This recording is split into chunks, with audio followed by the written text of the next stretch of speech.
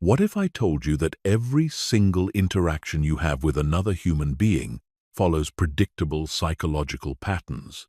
What if I told you that the most successful people in the world, the leaders, the influencers, the ones who seem to effortlessly connect with anyone, aren't just naturally gifted, but have mastered the hidden psychology of human behavior?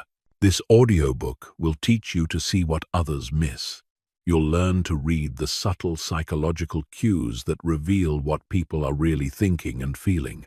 You'll understand the neurological mechanisms that drive human connection and influence.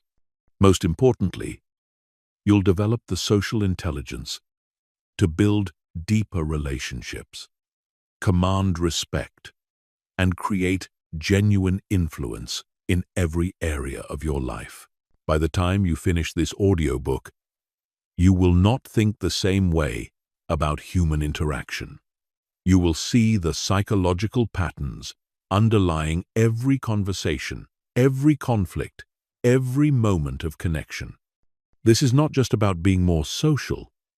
This is about mastering the fundamental psychology of how humans think, feel, and behave in social situations. Chapter 1. The hidden psychology behind every human interaction. Every conversation you have, every relationship you build, every moment of social connection operates according to deep psychological principles that most people never consciously recognize. These aren't abstract theories. They're hardwired patterns in the human brain that have evolved over millions of years to help us survive and thrive in social groups. The first hidden principle is the psychology of social threat detection. Within the first few seconds of meeting someone new, your brain is unconsciously running a complex threat assessment. Is this person safe? Are they part of my tribe? Do they have higher or lower social status than me? Your amygdala, the brain's alarm system, is constantly scanning for signs of social danger, rejection, humiliation, exclusion. This is why first impressions are so powerful and so difficult to change. Your brain makes decisions about someone before your conscious mind even realizes what's happening. Understanding this gives you tremendous power. When you know that everyone you meet is unconsciously asking, "Am I safe with this person?" you can deliberately signal safety and acceptance. You can use your body language, tone of voice, and initial words to immediately put someone's threat detection system at ease. This is the foundation of all social influence, making others feel psychologically safe in your presence. The second hidden principle is reciprocity bias. Humans are psychologically wired to return favors, even small ones. This goes far deeper than just being polite. It's a survival mechanism that helped our ancestors build the cooperative relationships necessary for group survival. When someone does something for us, even something minor, like holding a door or paying a compliment, our brain creates a psychological debt that we feel compelled to repay. Socially intelligent people understand this principle and use it ethically to build rapport and influence. They look for opportunities to provide value first, sharing useful information, offering genuine compliments, or simply giving their full attention. This creates positive reciprocity cycles that strengthen relationships over time. The third principle is social proof psychology. Humans are herd animals. We look to others to determine what's normal, acceptable, and desirable. This is why testimonials are so powerful in marketing, why we're more likely to help someone if we see others helping, and why social movements can spread so rapidly. Your brain is constantly asking, "What are others like me doing in this situation?" and using that information to guide your own behavior. When you understand social proof psychology, you can shape the social context to influence behavior. You can highlight examples of the behavior you want to see. You can position yourself as someone others want to emulate. You can create environments where positive behaviors become the obvious social norm. The fourth hidden principle is the psychology of status and hierarchy. Every human interaction involves subtle negotiations about relative social position. This isn't about being arrogant or domineering. It's about understanding that humans naturally organize themselves into social hierarchies for group coordination. Your brain is constantly processing signals about where you and others fit in the social structure. High-status behaviors include confident posture, deliberate speech patterns, taking up appropriate space, and showing genuine interest in others without seeking approval. Low-status behaviors include fidgeting, seeking constant validation, apologetic body language, and nervous speech patterns. By understanding these signals, you can consciously project the level of confidence and authority that serves your goals. The final principle is emotional contagion. Human emotions are literally contagious. When you're around someone who's anxious, your stress hormones increase. When you're with someone who's genuinely happy and energetic, you feel more positive yourself. This happens through mirror neurons in your brain that automatically mimic the emotional states of others. Emotionally intelligent people learn to manage their own emotional state first, then use emotional contagion to positively influence others. They bring calm energy to stressful situations, enthusiasm to mundane tasks, and confidence to uncertain environments. They understand that their emotional state doesn't just affect them, it affects everyone around them. These 5 principles operate in every human interaction, whether you're aware of them or not. The difference between socially successful people and everyone else is that successful people understand these patterns and work with them consciously rather than being unconsciously controlled by them. Chapter 2. Decoding the social brain. How we're wired for connection. Your brain is fundamentally a social organ. Every major system in your brain evolved not just to help you survive as an individual, but to help you thrive as part of a social group. Understanding how your social brain works is the key to mastering human psychology and developing genuine social intelligence. The most important part of your social brain is the prefrontal cortex, located just behind your forehead. This is your brain's CEO. It handles complex social reasoning, emotional regulation, and long-term planning. When you're reading someone's facial expression, understanding social context, or deciding how to respond in a delicate conversation, your prefrontal cortex is doing the heavy lifting. But here's what most people don't realize. Your prefrontal cortex is also the most energy-expensive part of your brain. When you're tired, stressed, or overwhelmed, it's the first system to go offline. This is why people make poor social decisions when they're exhausted, why conflicts escalate when everyone's stressed, and why emotional intelligence seems to disappear during difficult times. The practical implication is enormous. If you want to maintain peak social intelligence, you must manage your mental energy. This means getting adequate sleep, managing stress levels, taking breaks during intense social interactions, and being strategic about when you engage in important conversations. Your social brain literally cannot function at full capacity when your energy is depleted. The second crucial component is your mirror neuron system. These specialized brain cells fire both when you perform an action and when you observe someone else performing the same action. They're the neurological foundation of empathy. allowing you to literally feel what others are feeling by simulating their experiences in your own brain. Mirror neurons are why you automatically smile when someone smiles at you, why you feel tense when you're around anxious people, and why watching someone get hurt makes you wince. They're also why behavioral mirroring, subtly matching someone's posture, speech patterns, or energy level, creates such powerful rapport.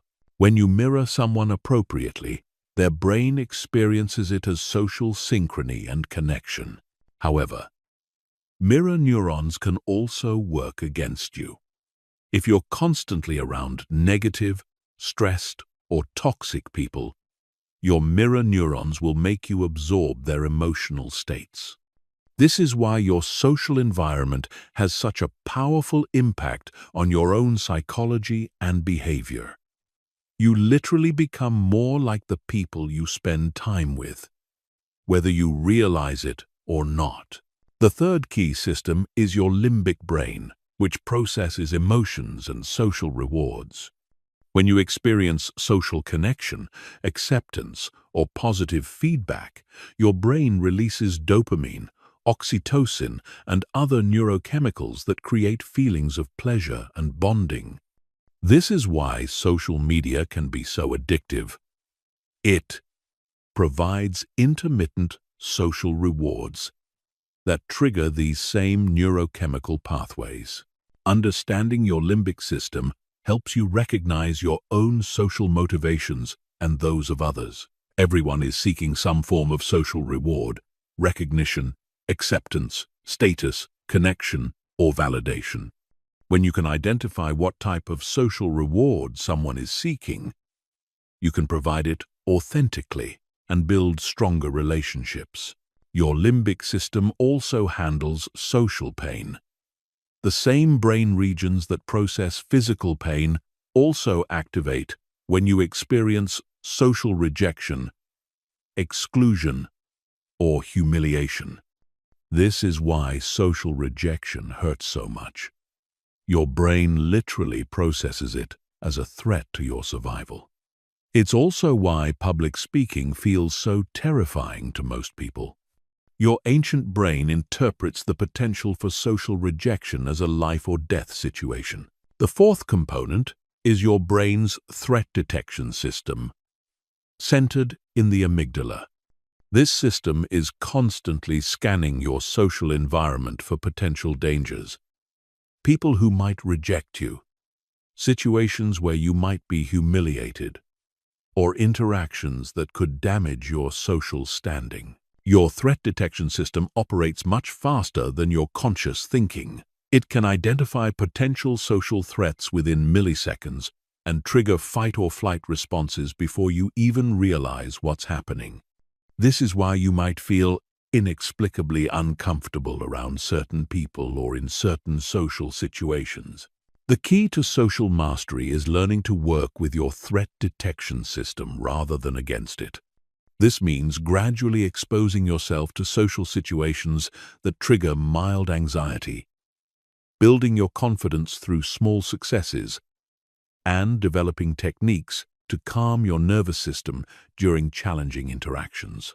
Finally, your social brain includes sophisticated systems for understanding social hierarchy, group dynamics, and cultural norms. These systems allow you to navigate complex social structures, understand unspoken rules, and adapt your behavior to different social contexts. The remarkable thing about your social brain is its plasticity.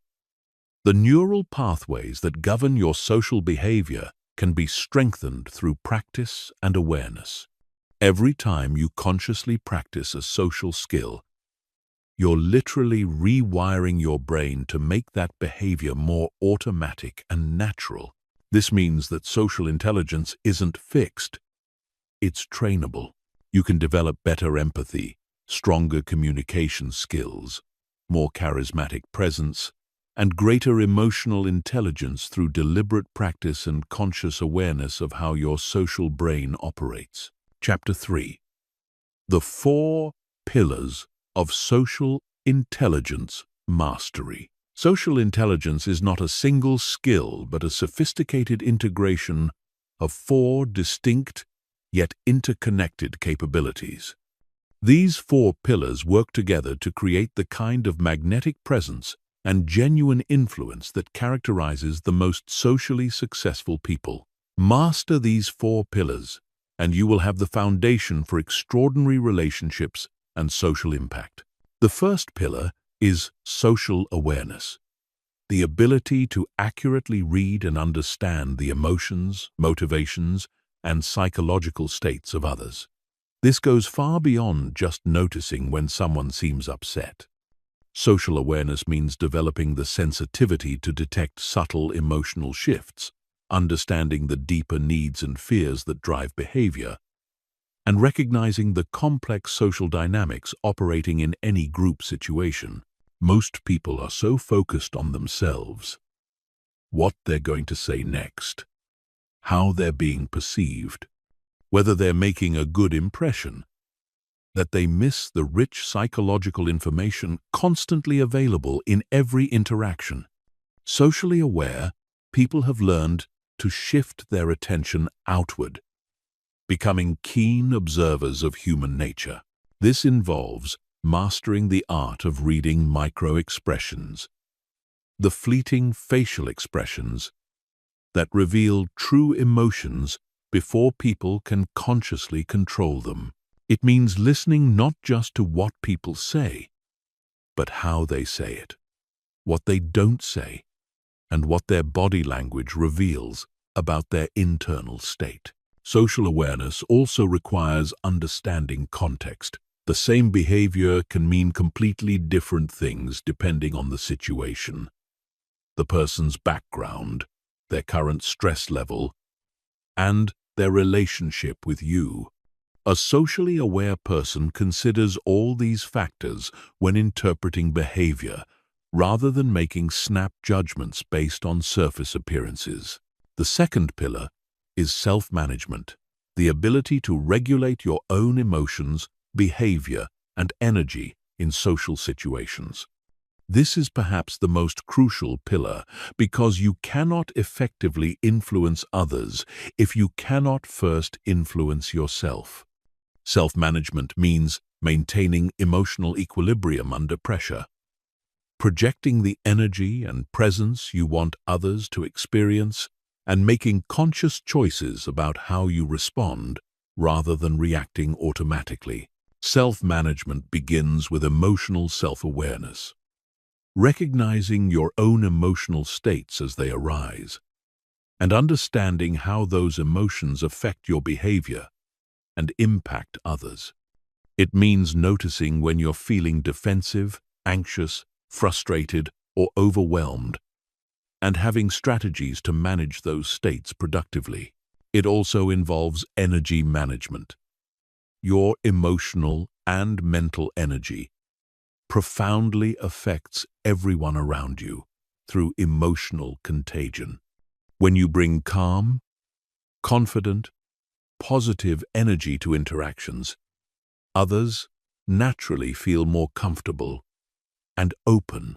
When you bring anxious, negative, or chaotic energy, others mirror those states, and interactions become more difficult. Advanced self-management includes the ability to consciously shift your emotional state to match the needs of the situation. Sometimes, leadership requires projecting strength and determination. Sometimes it requires warmth and empathy. Sometimes it requires playfulness and humor. Socially intelligent people develop the flexibility to access different aspects of their personality as needed. The third pillar is social influence, the ability to guide interactions and relationships in positive directions. This is not about manipulation or coercion, but about creating genuine value for others while achieving your own legitimate goals. Social influence requires understanding what motivates people and finding ways to align your interests with theirs. Effective social influence begins with building trust and credibility. People are only influenced by those they respect and feel safe with. This means being authentic, keeping your commitments, showing genuine interest in others' well-being, and demonstrating competence in areas that matter to them.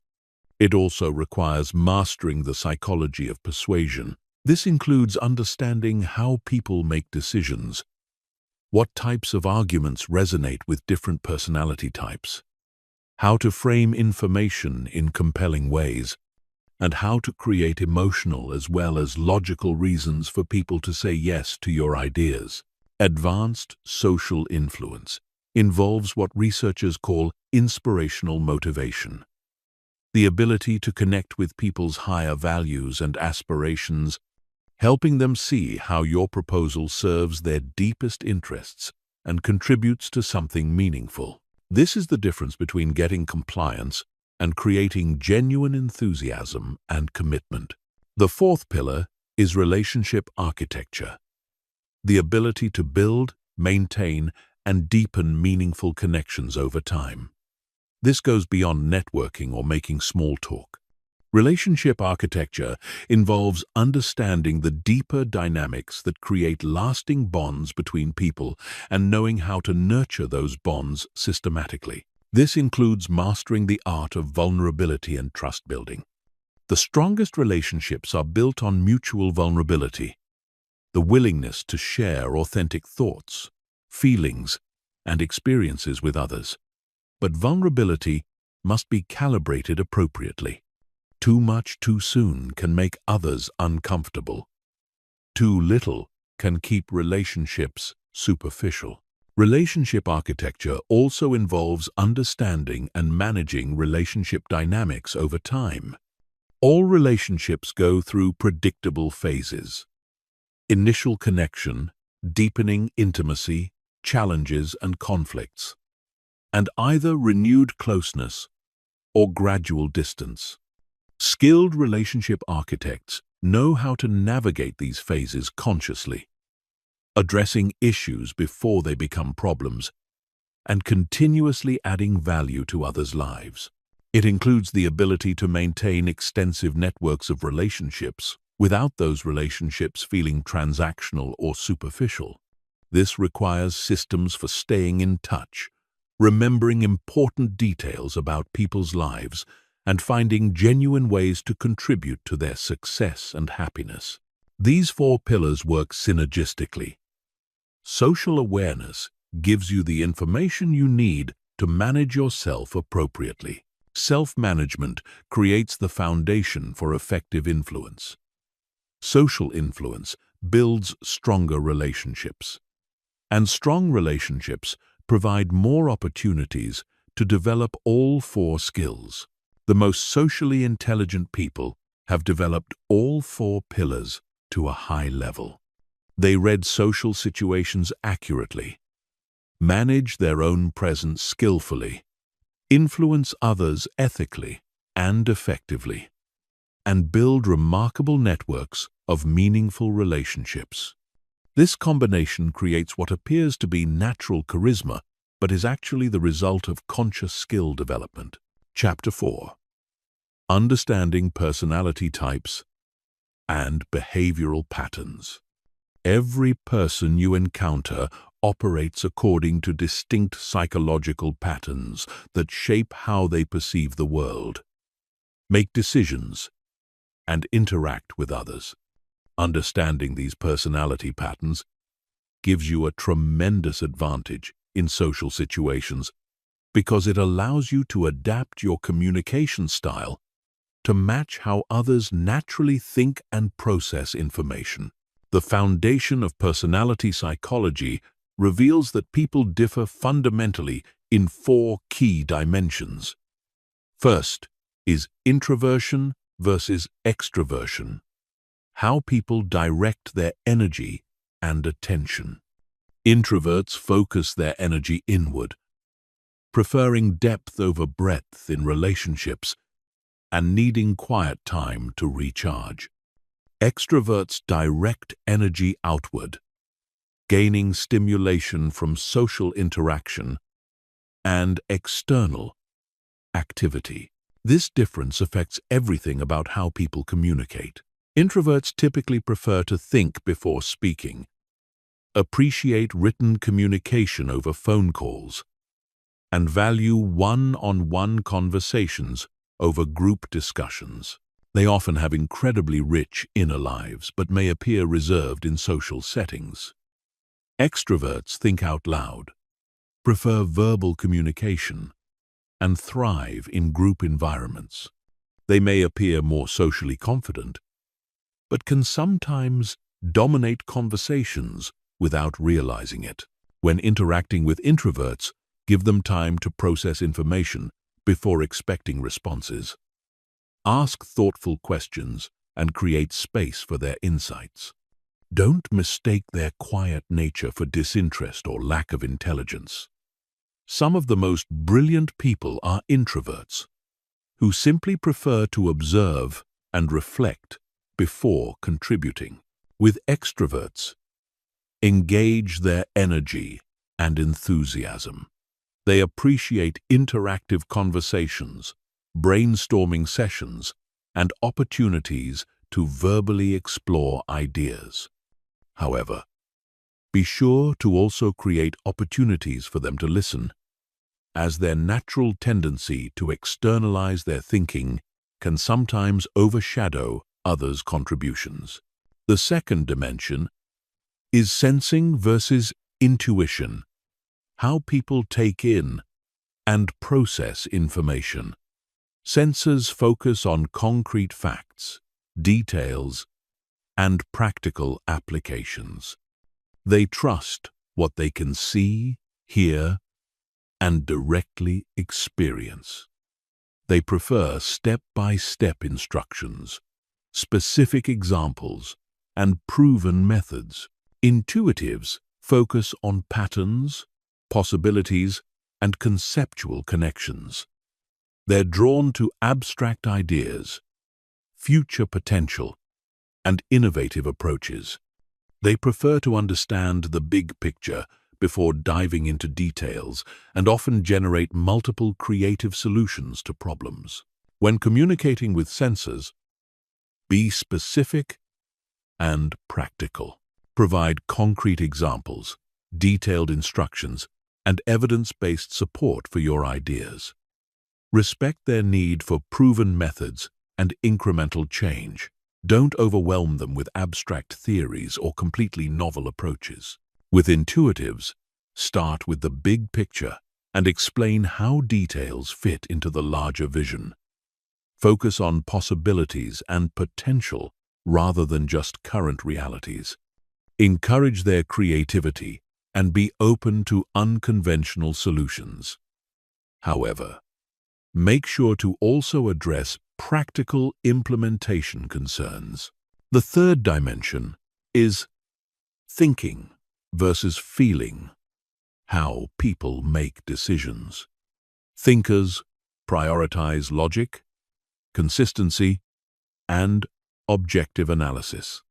They want to understand the rational basis for decisions and prefer impersonal criteria for evaluation.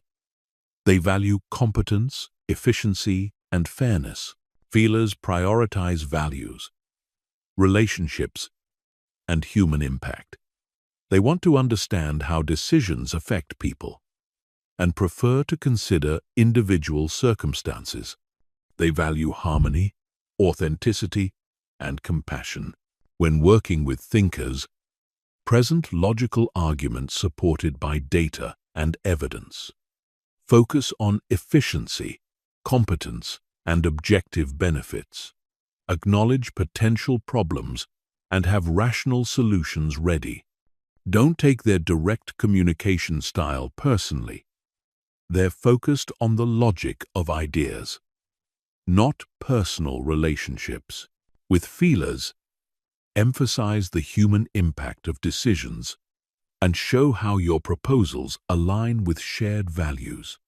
Take time to build personal rapport and demonstrate genuine care for others' well-being.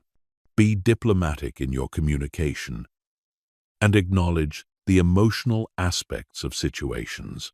The fourth dimension is judging versus perceiving, how people organize their external world. Judges prefer structure, closure, and planned approaches. They like to make decisions quickly and stick with them. They value organization, predictability, and goal achievement. Perceivers prefer flexibility, openness, and adaptable approaches. They like to keep options open and gather more information before deciding. They value spontaneity, exploration, and discovery. With judges, be organized and prepared. Provide clear timelines, specific goals, and structured approaches. Respect their need for closure and avoid constantly changing plans. When you must introduce changes, explain the reasoning and provide a new, clear structure. With perceivers, maintain flexibility and avoid being overly rigid in your approach. Present options rather than single solutions and encourage their input in shaping plans. Be patient with their need to explore alternatives and don't pressure them for immediate decisions unless absolutely necessary. Beyond these basic dimensions, you also need to understand motivational patterns. Some people are primarily motivated by achievement and recognition. Others are motivated by security and stability. Some seek autonomy and independence. Others value connection and belonging. Recognition-motivated people respond well to public acknowledgement, competitive challenges, and opportunities to demonstrate their capabilities. Security-motivated people prefer clear expectations, proven methods, and gradual change. Autonomy-motivated people want freedom to choose their own methods and hate micromanagement. Connection-motivated people thrive on collaboration, team unity, and shared experiences. The key to personality-based communication is not to put people in boxes, but to recognize patterns that help you communicate more effectively. Most people have preferences across all these dimensions, and those preferences influence how they naturally interpret and respond to information. Socially intelligent people develop the flexibility to adapt their communication style to match others' natural patterns while still remaining authentic to their own personality. This doesn't mean being fake or manipulative. It means being considerate enough to present information in ways that others can easily understand and appreciate. Chapter 5. The Science of First Impressions and Snap Judgments. Within 7 seconds of meeting someone new, your brain has already formed detailed judgments about their competence, trustworthiness, social status, and likability. These split-second assessments happen automatically and unconsciously, yet they profoundly influence every subsequent interaction. Understanding the psychology of first impressions gives you the power to make those crucial initial moments work in your favor. The science behind first impressions reveals that humans evolved to make rapid social judgments as a survival mechanism. When our ancestors encountered strangers, they needed to quickly determine whether this person was a potential ally, threat, or mating partner. Those who were skilled at making accurate snap judgments were more likely to survive and reproduce. Today, your brain still operates according to these ancient patterns. Within milliseconds of seeing someone's face, your brain automatically categorizes them along multiple dimensions. Research shows that people can accurately judge personality traits like extroversion, conscientiousness, and emotional stability from photographs alone, often with remarkable accuracy. The most powerful factor in first impressions is facial structure and expression. Faces with strong jawlines and defined cheekbones are automatically perceived as more dominant and competent. Faces with softer features and wider eyes are perceived as more trustworthy and approachable. Symmetric faces are universally considered more attractive and are associated with higher intelligence and better genes. However, facial expression matters even more than bone structure. A genuine smile activates the muscles around the eyes and creates what researchers call the Duchenne smile. This type of smile triggers positive responses in others' brains and immediately increases your likability. Fake smiles, which only involve the mouth muscles, actually decrease trust because they signal potential deception. Eye contact patterns are equally crucial. The optimal amount of eye contact varies by culture, but in most Western contexts, maintaining eye contact 60–70% of the time during conversation signals confidence and sincerity. Too little eye contact suggests insecurity or dishonesty. Too much can feel aggressive or inappropriate. Your posture and body language convey status and confidence before you say a single word. Upright posture with shoulders back signals self-assurance and competence. Slouching or hunched shoulders suggest insecurity or low energy. The amount of space you take up also matters, as confident people naturally use more space through open gestures and relaxed positioning. Voice quality has an enormous impact on first impressions. Lower-pitched voices are automatically perceived as more authoritative and competent, which is why both men and women unconsciously lower their pitch when they want to project authority. Speaking rate also matters. Slightly slower speech suggests thoughtfulness and control, while very fast speech can signal anxiety or lack of confidence. Clothing and grooming choices communicate social status, attention to detail, and respect for the situation.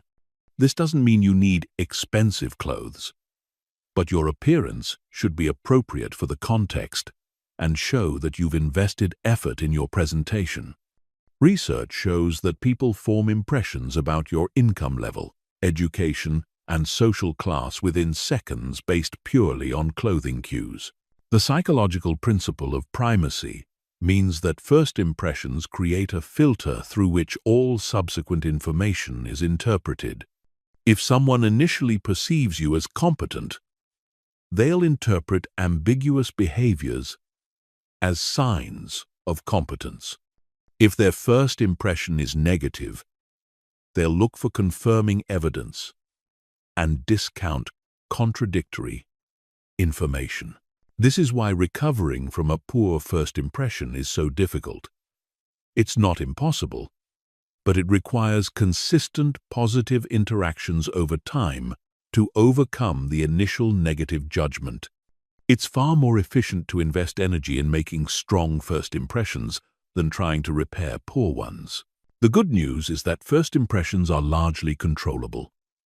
Since they're based on observable behaviors and characteristics, you can consciously optimize your presentation for different situations. This doesn't mean being inauthentic. It means being intentional about highlighting your positive qualities from the very first moment. Context also shapes first impression formation. The same behavior can create completely different impressions depending on the setting. Casual clothing that's appropriate at a weekend barbecue would create negative impressions in a business meeting. Understanding the expectations and norms of each environment allows you to calibrate your presentation appropriately. Cultural background significantly influences first impression criteria. Direct eye contact that signals confidence in American culture might be perceived as disrespectful in some Asian cultures. Physical touching that's normal in Mediterranean cultures could make Northern Europeans uncomfortable. Developing cultural intelligence means understanding these variations and adapting accordingly. The psychological concept of thin slicing explains why first impressions can be surprisingly accurate. Humans are remarkably skilled at detecting subtle behavioral cues that reveal underlying personality traits. Your micro-expressions, posture, voice tone, and movement patterns all provide information about your internal state and character. However, first impressions can also be systematically biased. The halo effect means that one positive trait can make everything else about a person seem more positive. Physical attractiveness creates a particularly strong halo effect. Attractive people are automatically perceived as more intelligent, competent, and moral, even when there's no logical connection between appearance and these qualities. Understanding these biases helps you both leverage them ethically and avoid being misled by them when evaluating others. Just because someone makes a strong first impression doesn't mean they're actually competent or trustworthy. Similarly, someone who makes a poor first impression due to nervousness or cultural differences might be an exceptional person once you get to know them. The key to mastering first impressions is developing the ability to consciously project the qualities that matter most in each specific situation while remaining authentic to your core personality. This means having a repertoire of presentation styles you can access depending on whether you need to project authority, warmth, creativity, or trustworthiness. Chapter 6. Micro-expressions and the language of the face. The human face is the most sophisticated communication device in nature, capable of producing over 10,000 distinct expressions through the coordination of 43 different muscles. Most people believe they can hide their true emotions behind social masks, but the reality is that authentic feelings leak through micro-expressions, lightning-fast facial movements that occur in less than 1/5 of a second, far too quickly for conscious control. Learning to read micro-expressions gives you access to people's unfiltered emotional truth. While someone might say they're fine, their face might flash irritation. While they claim to agree with your proposal, their expression might reveal doubt or skepticism. This skill is so powerful that it's used by everyone from FBI interrogators to Fortune 500 executives to therapists working with trauma victims. The 7 universal micro-expressions correspond to basic human emotions that appear identical across all cultures, ages, and backgrounds. These expressions are hardwired into our neurology and appear automatically when we experience the corresponding emotions, regardless of our attempts to conceal them. The first universal expression is happiness, characterized by the contraction of muscles around the eyes and the lifting of the mouth corners. Genuine happiness creates what researchers call crow's feet, small wrinkles that radiate from the outer corners of the eyes. This is why genuine smiles are called Duchenne smiles, named after the scientist who first identified this pattern. Fake smiles only engage the mouth muscles and can be sustained much longer than genuine smiles, which naturally fade after a few seconds. When you see genuine happiness micro-expressions, it indicates that the person is experiencing authentic, positive emotion. This is valuable information because it tells you what truly makes someone feel good, not just what they claim makes them happy.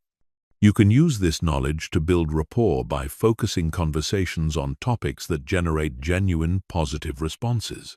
The second expression is sadness, identified by the drooping of the upper eyelids, loss of focus in the eyes, and the slight downward pull of the mouth corners.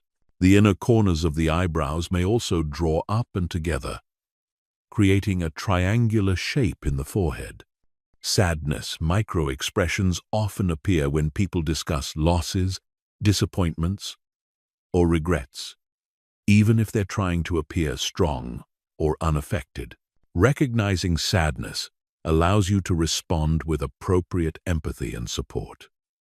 Sometimes people need acknowledgement of their pain more than solutions to their problems. When you see sadness micro-expressions, it's often more effective to validate their feelings than to immediately try to cheer them up or fix their situation. The third expression is anger, marked by the lowering and drawing together of the eyebrows, tension in the eyelids, and the pressing together or thinning of the lips. The nostrils may also flare slightly. Anger micro-expressions can appear even when someone is speaking calmly or trying to appear reasonable. They indicate that the person feels frustrated, threatened, or opposed to what's happening. Spotting anger micro-expressions early allows you to address underlying concerns before they escalate into open conflict.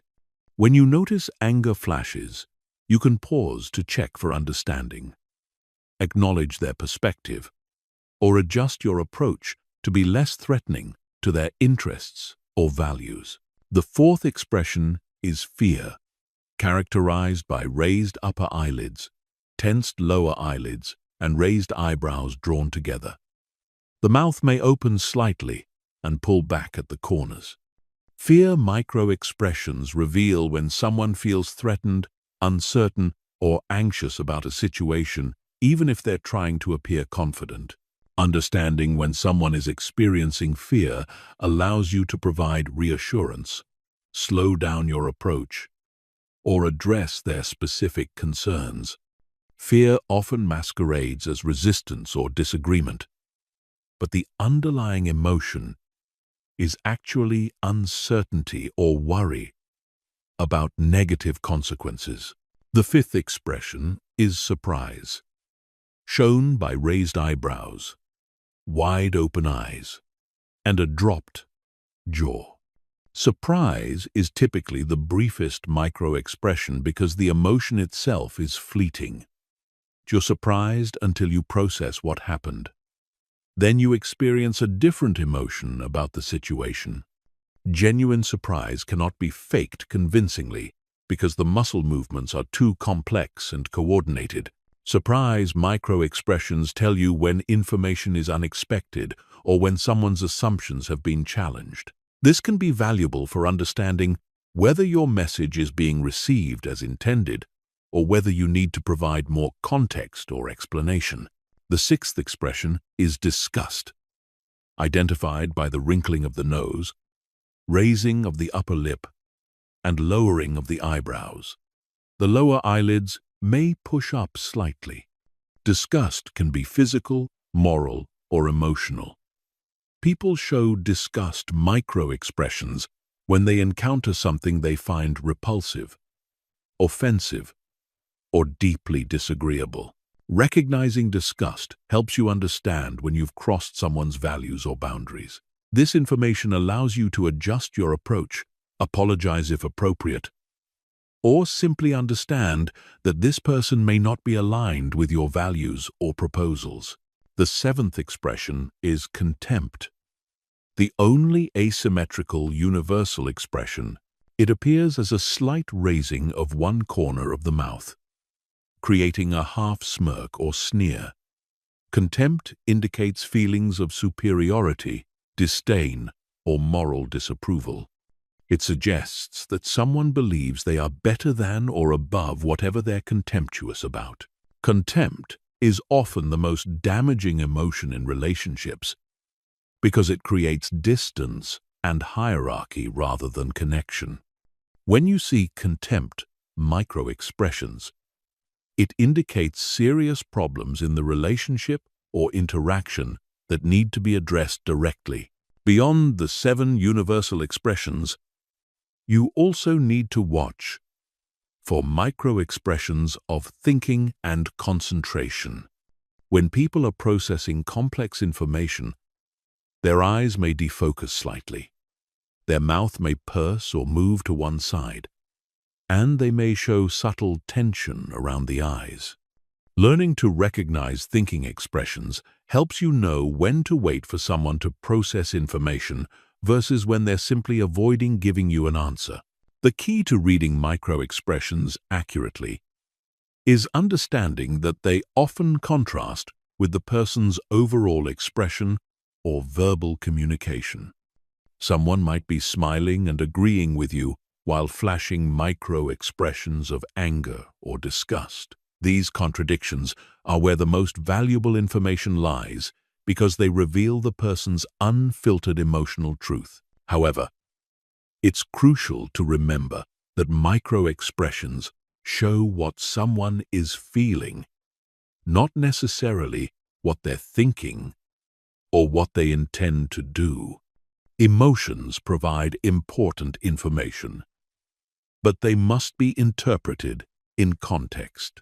Someone might flash anger because they're frustrated with themselves, not because they disagree with you. Someone might show fear because they're worried about implementation challenges, not because they oppose your idea. The most socially intelligent approach is to use micro-expression reading as information gathering rather than mind reading.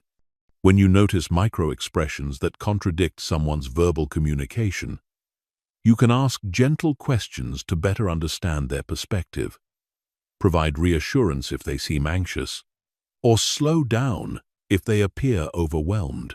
Developing this skill requires practice and patience. Start by watching people in low-stakes situations. Notice the micro-expressions that flash across faces during casual conversations, while watching movies or during presentations. Pay attention to the micro-expressions that appear on your own face by practicing in front of a mirror or recording yourself.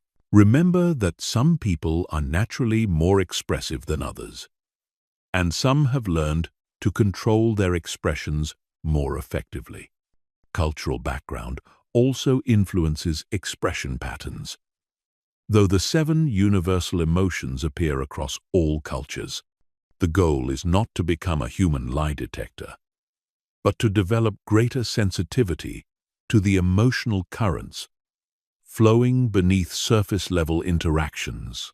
Chapter 7. Body Language Mastery. What people don't say. While people can carefully control their words and even manage their facial expressions to some degree, body language operates largely outside conscious awareness. Your posture, gestures, spatial positioning, and movement patterns continuously broadcast information about your confidence, emotional state, intentions, and social status. Learning to read and consciously direct body language gives you access to a powerful communication channel that most people completely ignore.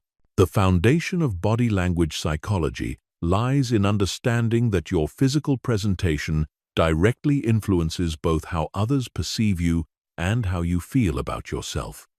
This is because of the bidirectional relationship between mind and body. Your thoughts influence your posture, but your posture also influences your thoughts and emotions. When you deliberately adopt confident body language, you actually begin to feel more confident due to hormonal changes triggered by your physical positioning. Research by social psychologist Amy Cuddy demonstrated that holding powerful poses for just 2 minutes increases testosterone levels and decreases cortisol, creating genuine feelings of confidence and reducing stress. This means that body language is not just about external communication. It's also a tool for internal state management. The most fundamental element of confident body language is posture alignment. When you stand or sit with your spine straight, shoulders back, and head level, you project competence and self-assurance. This alignment also optimizes your breathing and energy flow, making you feel more alert and capable. Conversely, slouched posture with forward head positioning signals insecurity and low energy, while actually making you feel more tired and less confident. The key is finding the balance between rigid military posture, which can appear aggressive or uncomfortable, and relaxed alignment that maintains dignity and presence. Think of your spine as a stack of blocks that should balance naturally, with your head floating effortlessly on top, rather than being held in place through muscular tension. Shoulder positioning is equally important for conveying confidence and status. Broad, relaxed shoulders suggest capability and emotional stability. Shoulders that are pulled up toward the ears indicate tension and anxiety. Shoulders that roll forward suggest defensive positioning and low confidence. The ideal shoulder position is broad and relaxed, taking up appropriate space without appearing aggressive. Hand and arm positioning provides continuous information about someone's emotional state and intentions. Open hand gestures with palms visible signal honesty and openness. Hidden hands, whether in pockets, behind the back, or under tables, can create suspicion and distance. Crossed arms create a physical barrier that others unconsciously interpret as emotional or psychological barriers. However, context matters enormously in interpreting arm positions. Someone might cross their arms because they're cold, because it's comfortable, or because they're concentrating, not necessarily because they're defensive. The key is to look for clusters of behaviors rather than interpreting single gestures in isolation. Gestures while speaking reveal confidence levels and thinking patterns. Confident speakers use deliberate, controlled gestures that emphasize their points without being distracting. Their gestures tend to move away from their body, claiming space and drawing attention to their ideas. Nervous speakers often use repetitive, self-soothing gestures like touching their face, playing with their hair, or adjusting their clothing. The speed and size of gestures also communicate different messages.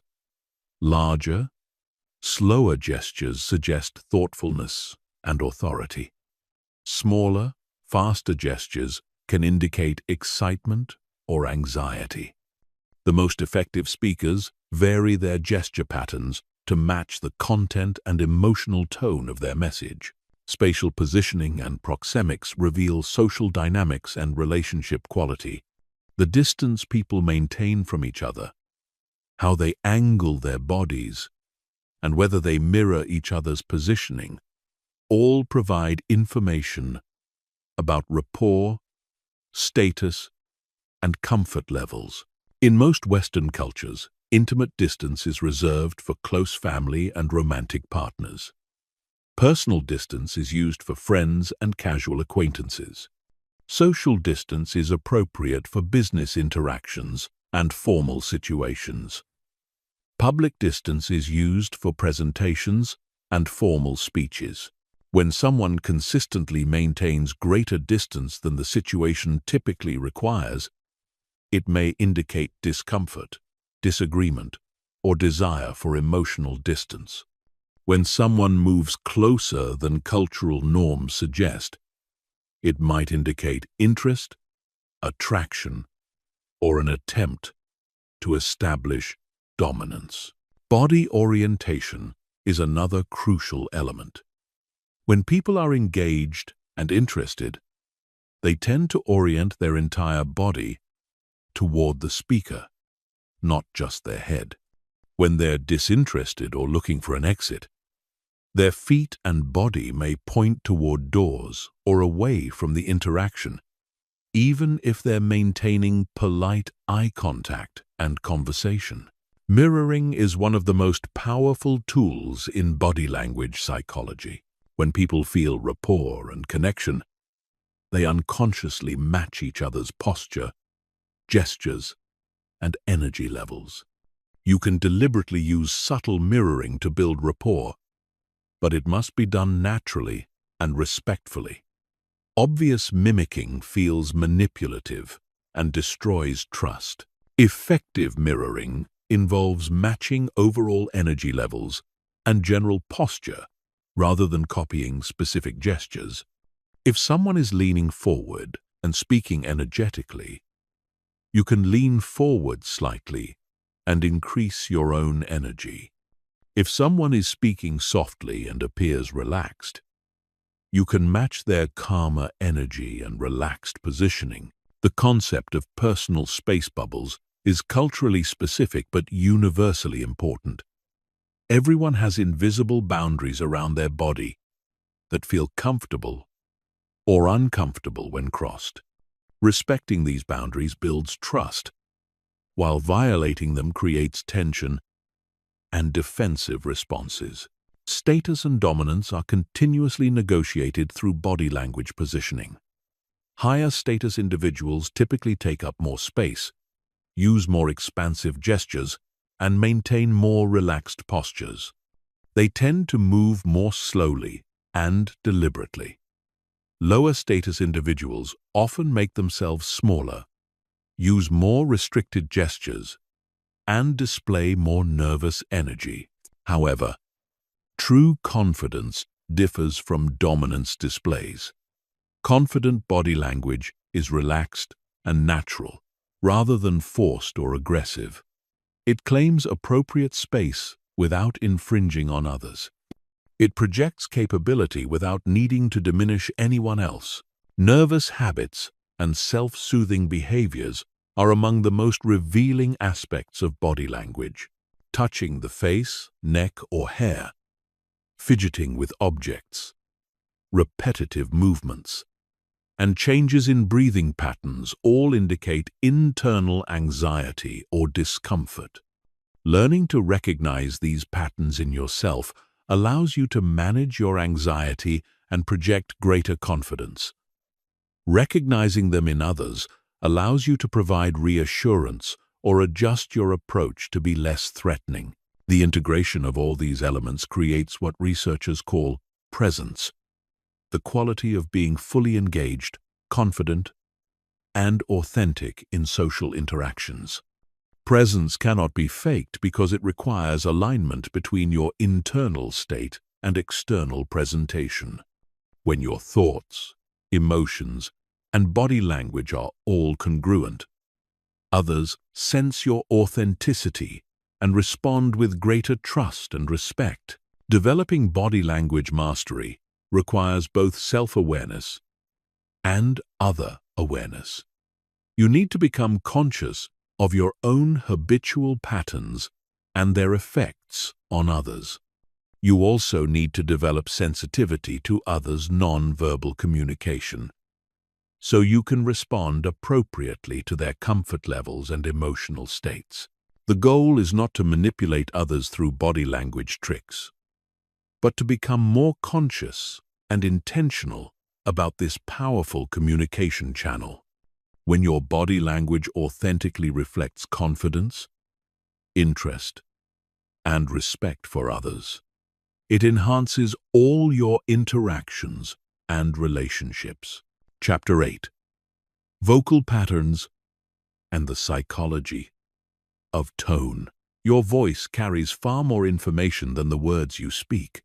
The tone, pace, volume, and rhythm of your speech communicate your emotional state, confidence level, social status, and intentions more powerfully than your actual message. Most people completely ignore this vocal channel of communication, missing crucial information about others and failing to optimize their own vocal presence. The psychology of vocal communication reveals that humans are extraordinarily sensitive to vocal cues. Before we even process the meaning of someone's words, our brains automatically analyze their vocal patterns for information about their emotional state, trustworthiness, and social position. This happens within milliseconds and influences our entire response to the person and their message. The fundamental element of vocal psychology is pitch, which directly correlates with perceived authority and competence. Lower-pitched voices are universally associated with leadership, intelligence, and trustworthiness. This is why both men and women unconsciously lower their pitch when they want to project authority or when they're trying to be taken seriously. However, the key is not simply speaking in the lowest possible register, which can sound artificial and strained. The goal is to speak from your optimal pitch range, the lower third of your natural vocal range, where your voice has the most resonance and power. This requires proper breathing, support, and relaxation of unnecessary tension in your throat and jaw. Vocal resonance refers to how your voice vibrates through your body and fills the space around you. A resonant voice sounds rich, full, and authoritative, while a thin voice lacks presence and authority. Resonance is created by proper breath support, relaxed throat muscles, and the use of your entire body as a resonating chamber. To develop better resonance, focus on breathing deeply from your diaphragm rather than shallowly from your chest. When you speak, imagine your voice originating from your chest rather than your throat. This creates a richer, more powerful sound that others find more compelling and trustworthy. Speaking pace reveals confidence and thinking patterns. People who speak too quickly often appear anxious, nervous, or lacking in confidence. They may also be difficult to understand and follow. Those who speak too slowly can appear uncertain, unintelligent, or condescending. The optimal speaking pace varies by context, but generally falls between 140 to 160 words per minute for most professional situations. Confident speakers vary their pace strategically. They slow down for emphasis, speed up to create energy and excitement, and use pauses effectively to allow important points to sink in. They understand that silence is not empty space to be filled, but a powerful tool for emphasis and comprehension. The strategic use of pauses is one of the most underutilized tools in vocal communication. Most people fear silence and rush to fill pauses with filler words like or you know. However, deliberate pauses actually increase your perceived intelligence and authority while giving your audience time to process and absorb your message. Pauses serve multiple psychological functions. They create anticipation and draw attention to what comes next. They allow you to collect your thoughts and speak more precisely. They give others time to process complex information. They also demonstrate confidence because only secure speakers are comfortable with momentary silence.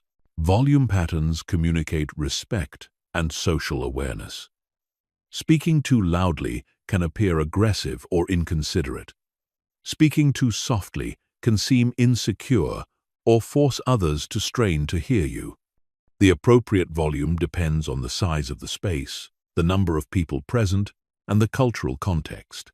Confident speakers modulate their volume appropriately for the situation and use volume changes for emphasis.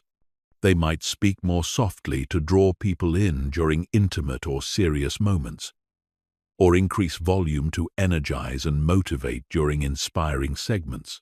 Vocal variety keeps listeners engaged and conveys emotional intelligence. Monotone delivery suggests boredom, lack of engagement, or emotional flatness.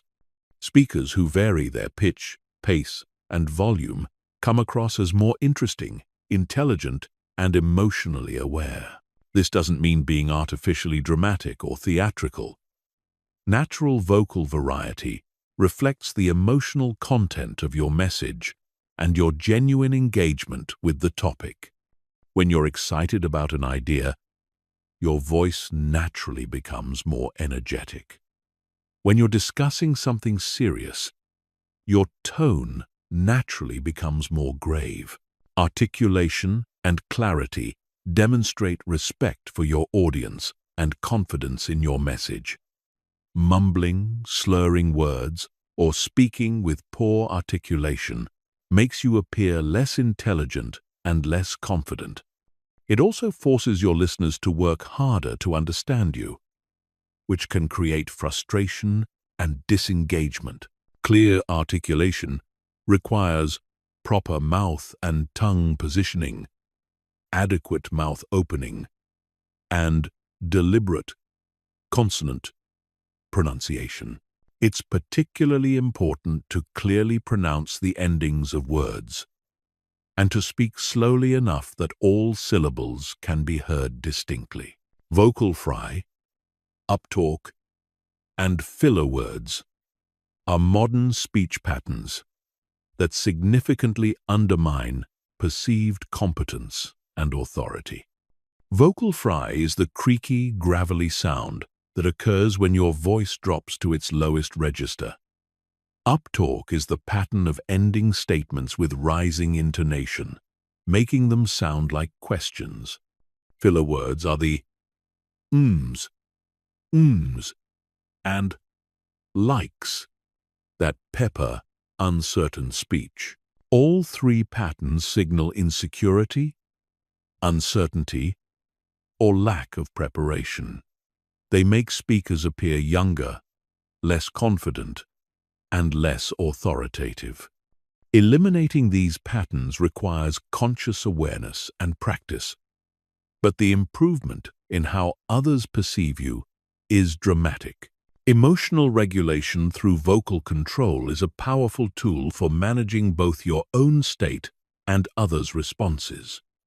When you consciously control your vocal patterns, you can actually influence your emotional state. Speaking more slowly and deeply can calm anxiety. Speaking with more energy can increase motivation and enthusiasm. You can also use vocal patterns to influence others' emotional states. A calm, steady voice can help de-escalate conflict. An enthusiastic, energetic voice can motivate and inspire.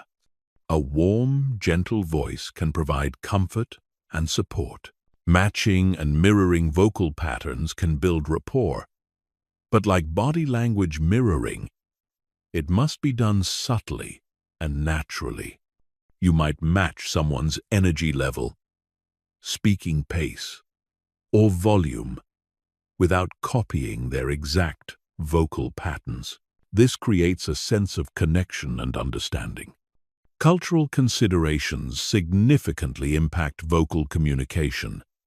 Different cultures have different norms for appropriate volume, pace, directness, and emotional expression. What sounds confident in one culture might sound aggressive in another. What seems appropriately enthusiastic in one context might appear unprofessional in another. Developing vocal awareness requires both self-monitoring and feedback from others. Record yourself speaking in different situations to become aware of your habitual patterns. Notice how your voice changes when you're nervous, excited, angry, or confident. Practice speaking in your optimal pitch range with good breath support and clear articulation. The goal is not to develop an artificial professional voice, but to become more conscious and intentional about how you use this powerful communication channel. When your vocal patterns authentically reflect confidence, engagement, and respect for others, they enhance your message and strengthen your relationships. Your voice is an instrument that can be developed and refined throughout your life. With awareness and practice, you can learn to use vocal patterns to project the presence and authority that serve your goals while remaining authentic to your personality and values. Chapter 9. The Psychology of Influence and Persuasion. Influence is not about manipulation or coercion.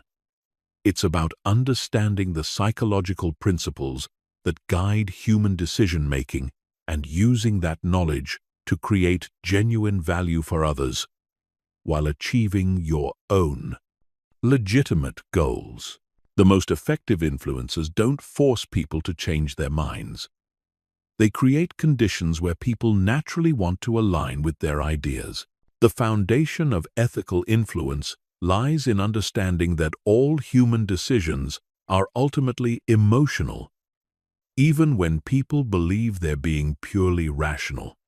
Neuroscience research reveals that people with damage to the emotional centers of their brains struggle to make even simple decisions, despite having intact logical reasoning abilities. This means that effective influence must address both the emotional and rational aspects of decision-making. The first principle of influence psychology is reciprocity, the deep human need to return favors and maintain balance in relationships. When someone does something for us, we feel psychologically obligated to do something for them in return. This principle is so powerful that it works even when the initial favor is small, unsolicited, or comes from someone we don't particularly like. Reciprocity works because it served an important evolutionary function. Humans who were skilled at building reciprocal relationships were more likely to receive help during times of need, making them more likely to survive and reproduce. Today, this ancient mechanism still operates powerfully in modern interactions. To use reciprocity ethically, focus on providing genuine value before asking for anything in return. This might mean sharing useful information, making helpful introductions, offering your expertise, or simply giving someone your full attention and respect. The key is that your initial contribution must be meaningful to the other person, not just meaningful to you. The second principle is commitment and consistency. People have a deep psychological need to appear consistent with their previous decisions, statements, and beliefs. Once someone takes a position or makes a commitment, they feel pressure to align their future behavior with that commitment, even if circumstances change. This principle is particularly powerful when people make public commitments or when they feel they've chosen their position freely rather than being pressured into it. Written commitments are more powerful than verbal ones, and commitments that require effort or sacrifice are more powerful than easy commitments. To leverage commitment and consistency, help people articulate their own values, goals, and priorities. Ask questions that lead them to express why your proposal aligns with what they already believe or want. Once they've stated their position, they'll feel internal pressure to follow through on their own words. The third principle is social proof, the tendency to look to others for guidance about appropriate behavior, especially in uncertain situations. When people are unsure what to do, they observe what others in similar situations have done and follow that example. This is why testimonials, case studies, and examples of what people like you have done are so persuasive. Social proof is most effective when the examples come from people the target audience identifies with. A corporate executive is more likely to be influenced by what other executives have done than by what college students have done. Someone from a particular region or industry will be more influenced by examples from that same background. To use social proof effectively, collect and share relevant examples of others who have made similar decisions or achieved similar results.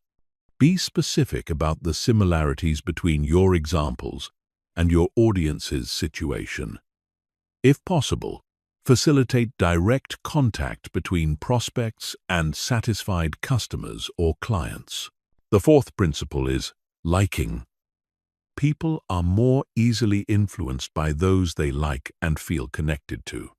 We like people who are similar to us, who complement us genuinely, who are physically attractive, and who we associate with positive experiences. We also like people who seem to like us.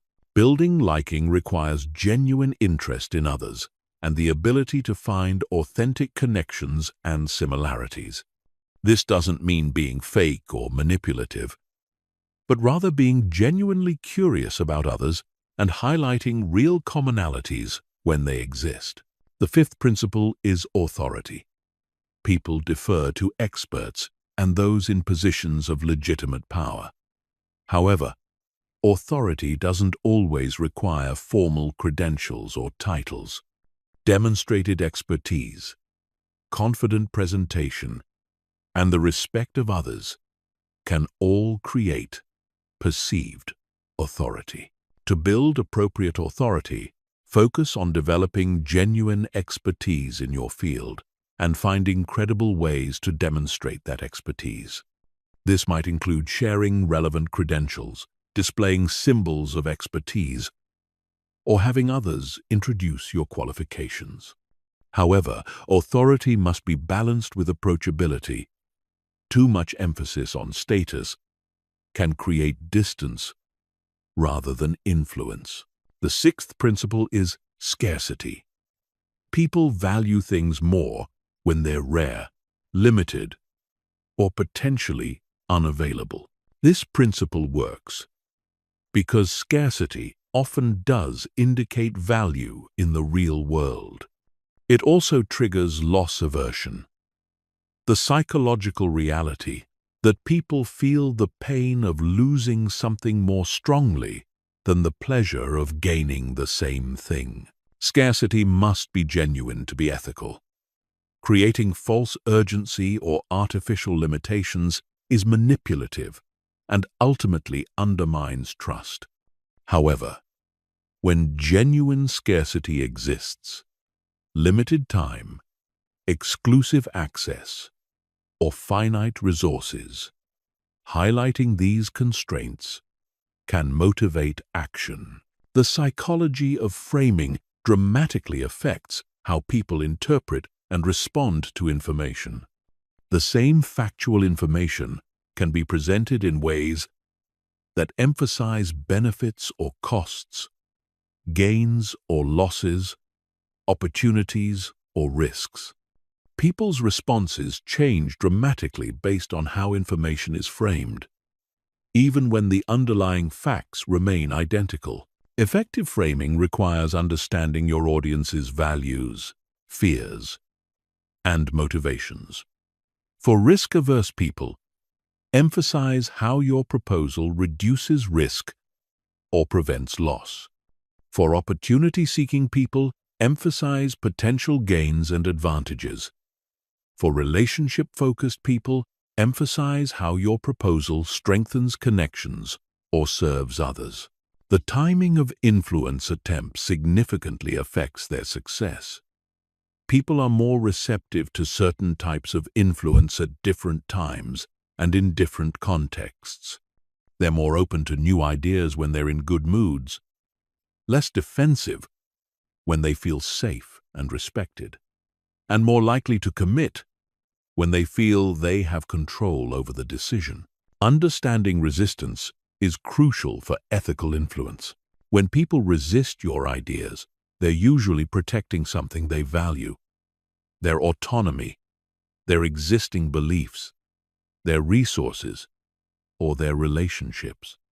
Effective influence addresses these underlying concerns rather than simply pushing harder against resistance. The most powerful form of influence is inspirational motivation, connecting your proposals to people's deeper values, aspirations, and sense of purpose. When people see how your ideas serve their highest goals and values, they don't just comply with your requests. They become genuinely enthusiastic supporters. This requires understanding what truly matters to each person beyond their surface-level wants. What are their core values? What legacy do they want to create? What would make them feel proud and fulfilled? When you can authentically connect your proposals to these deeper motivations, influence becomes inspiration. Chapter 10. Emotional Contagion. How emotions spread. Human emotions are as contagious as viruses, spreading from person to person through unconscious mimicry, shared attention, and neurological synchronization. Understanding emotional contagion gives you the power to consciously influence the emotional atmosphere of any interaction, while protecting yourself from absorbing negative emotions that don't serve you. The science of emotional contagion reveals that when you're in the presence of another person, your brain automatically mimics their facial expressions, posture, vocal patterns, and breathing rhythms. This mimicry happens through your mirror neuron system, specialized brain cells that fire both when you experience an emotion and when you observe someone else experiencing that same emotion.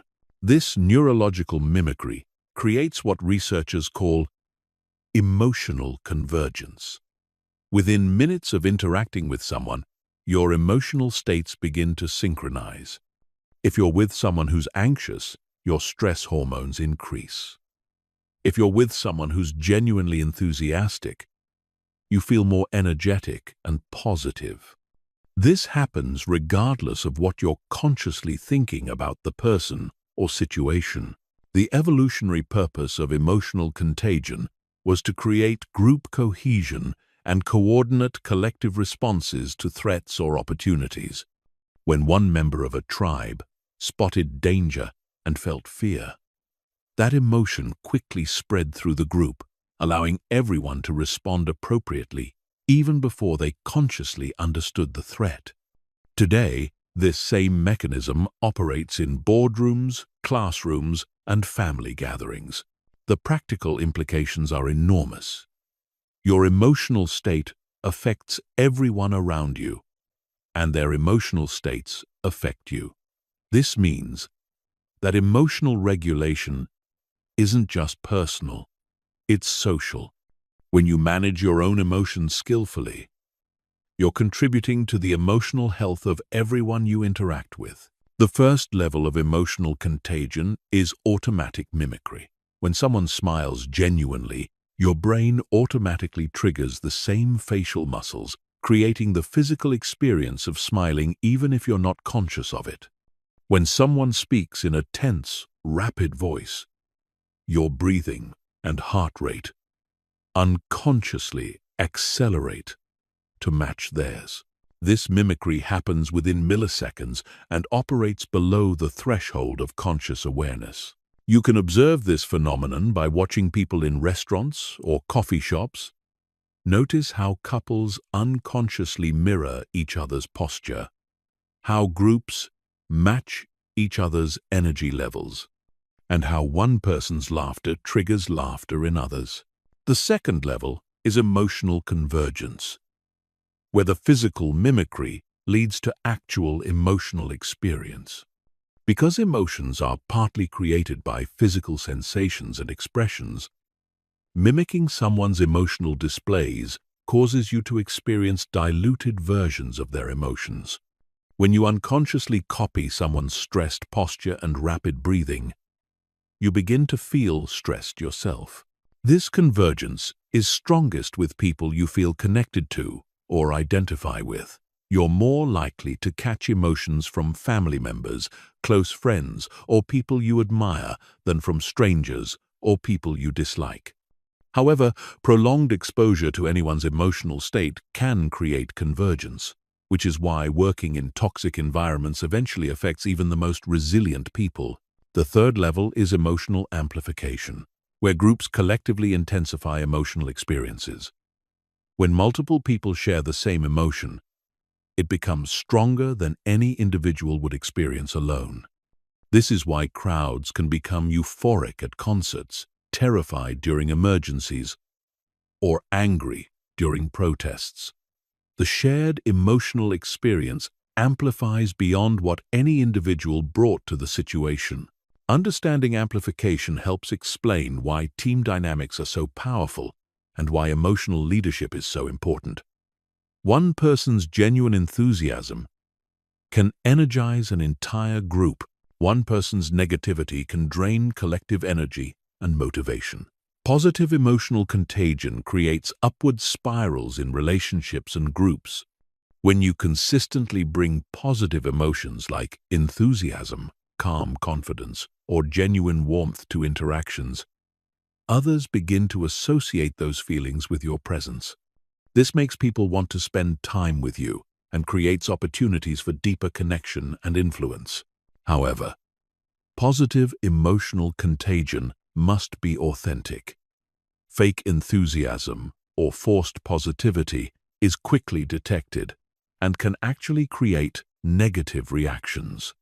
People's mirror neuron systems are sophisticated enough to distinguish between genuine and artificial emotional expressions. Negative emotional contagion creates downward spirals that can poison relationships and group dynamics. Chronic negativity, anxiety, anger, or depression spreads through social networks, affecting everyone's mental health and performance. This is why protecting your emotional environment is so crucial for your well-being and success. The key insight is that you have significant control over emotional contagion patterns. While you cannot completely prevent emotions from spreading, you can consciously choose which emotions to amplify and which to resist. This requires developing both emotional awareness and emotional regulation skills. Emotional awareness means recognizing your own emotional states as they arise and understanding how those states affect others. It also means becoming sensitive to the emotional currents in your environment and noticing when you're absorbing emotions that don't originate from your own experience. Emotional regulation means developing the ability to consciously shift your emotional state when needed. This doesn't mean suppressing authentic emotions, but rather having tools to manage your emotional state so it serves your goals and relationships. Techniques include breathing exercises, physical movement, mental reframing, and environmental changes.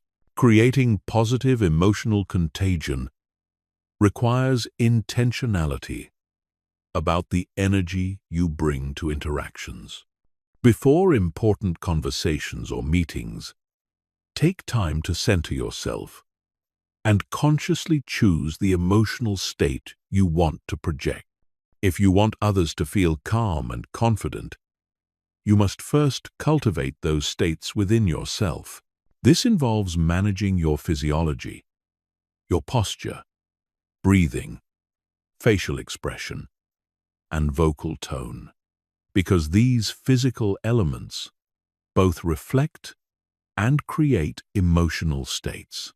When you consciously adopt the physiology of confidence, enthusiasm, or calm focus, you begin to feel those emotions more strongly and broadcast them more effectively to others. Protecting yourself from negative emotional contagion requires creating boundaries and developing resilience strategies. This might mean limiting time with chronically negative people, creating physical distance during emotionally intense situations, or developing mental techniques to maintain your center when surrounded by difficult emotions. One effective strategy is the practice of conscious breathing.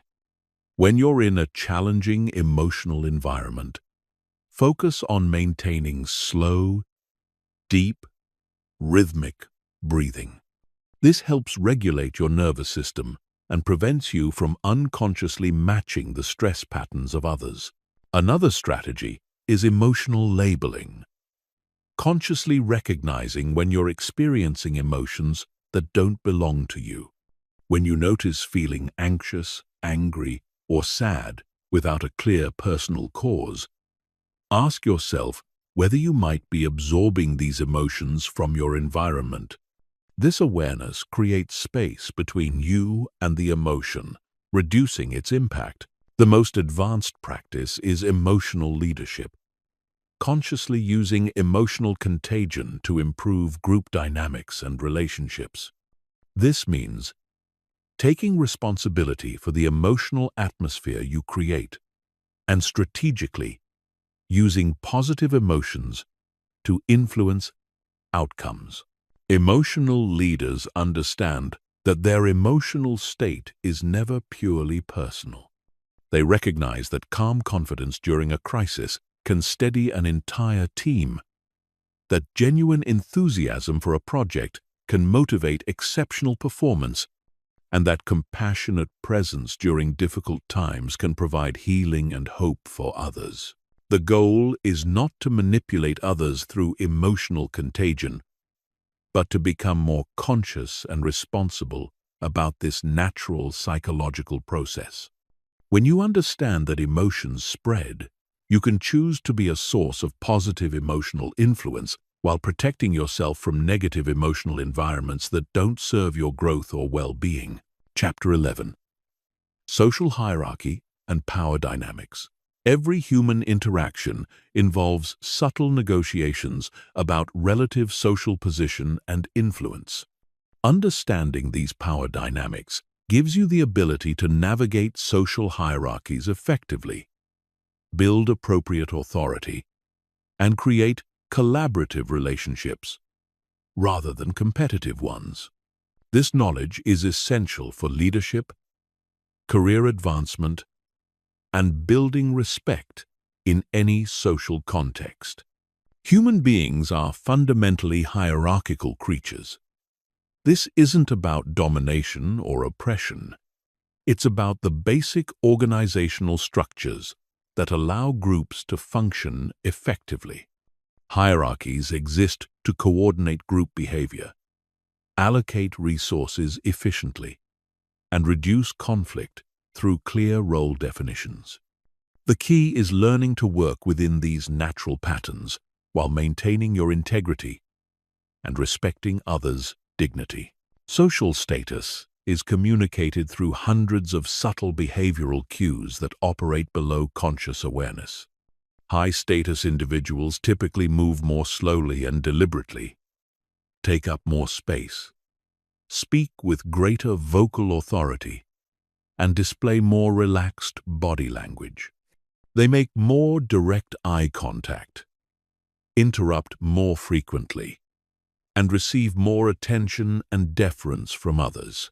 However, true high status differs dramatically from dominance displays or aggressive posturing. Authentic high status is characterized by calm confidence, generosity toward others, and the ability to elevate those around you. It's about being secure enough in your own value that you don't need to diminish others to feel important. The foundation of healthy status is competence, being genuinely skilled at things that matter in your context. This might be professional expertise, emotional intelligence, problem-solving ability, or leadership skills. People naturally defer to those who demonstrate superior capability in areas they value. Building competence-based status requires continuous learning and skill development. It means becoming excellent at what you do, while also developing the broader capabilities that enhance your effectiveness. This includes communication skills, emotional regulation, strategic thinking, and the ability to understand and work with different personality types. The second element of healthy status is social value. your ability to contribute positively to others' lives and goals.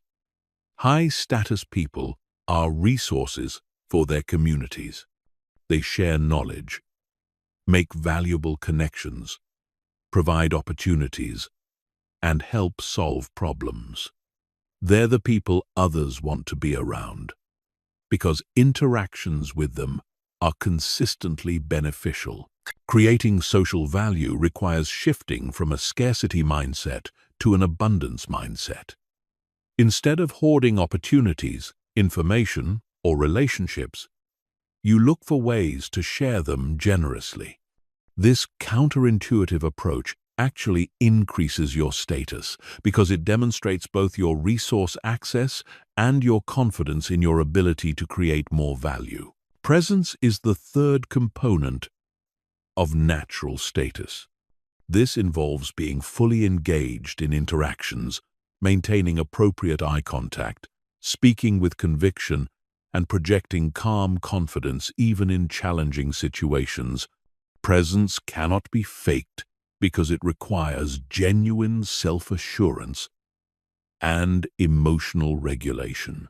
Developing presence begins with internal work, becoming comfortable with yourself, clarifying your values and goals, and building genuine confidence through competence and contribution. External presence flows naturally from internal certainty and self-acceptance.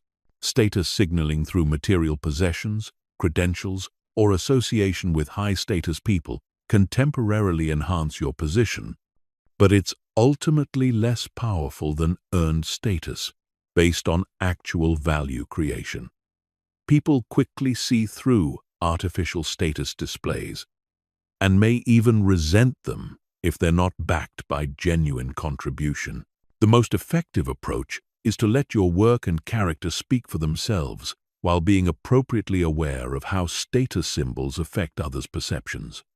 This might mean dressing appropriately for your context, displaying relevant credentials when helpful, or mentioning significant accomplishments when they're relevant to the conversation. Power dynamics in groups follow predictable patterns that you can learn to recognize and navigate skillfully. In any group, people naturally sort themselves into leaders, followers, supporters, and challengers based on their personalities, competencies, and goals. Understanding these roles helps you position yourself effectively and work collaboratively with others.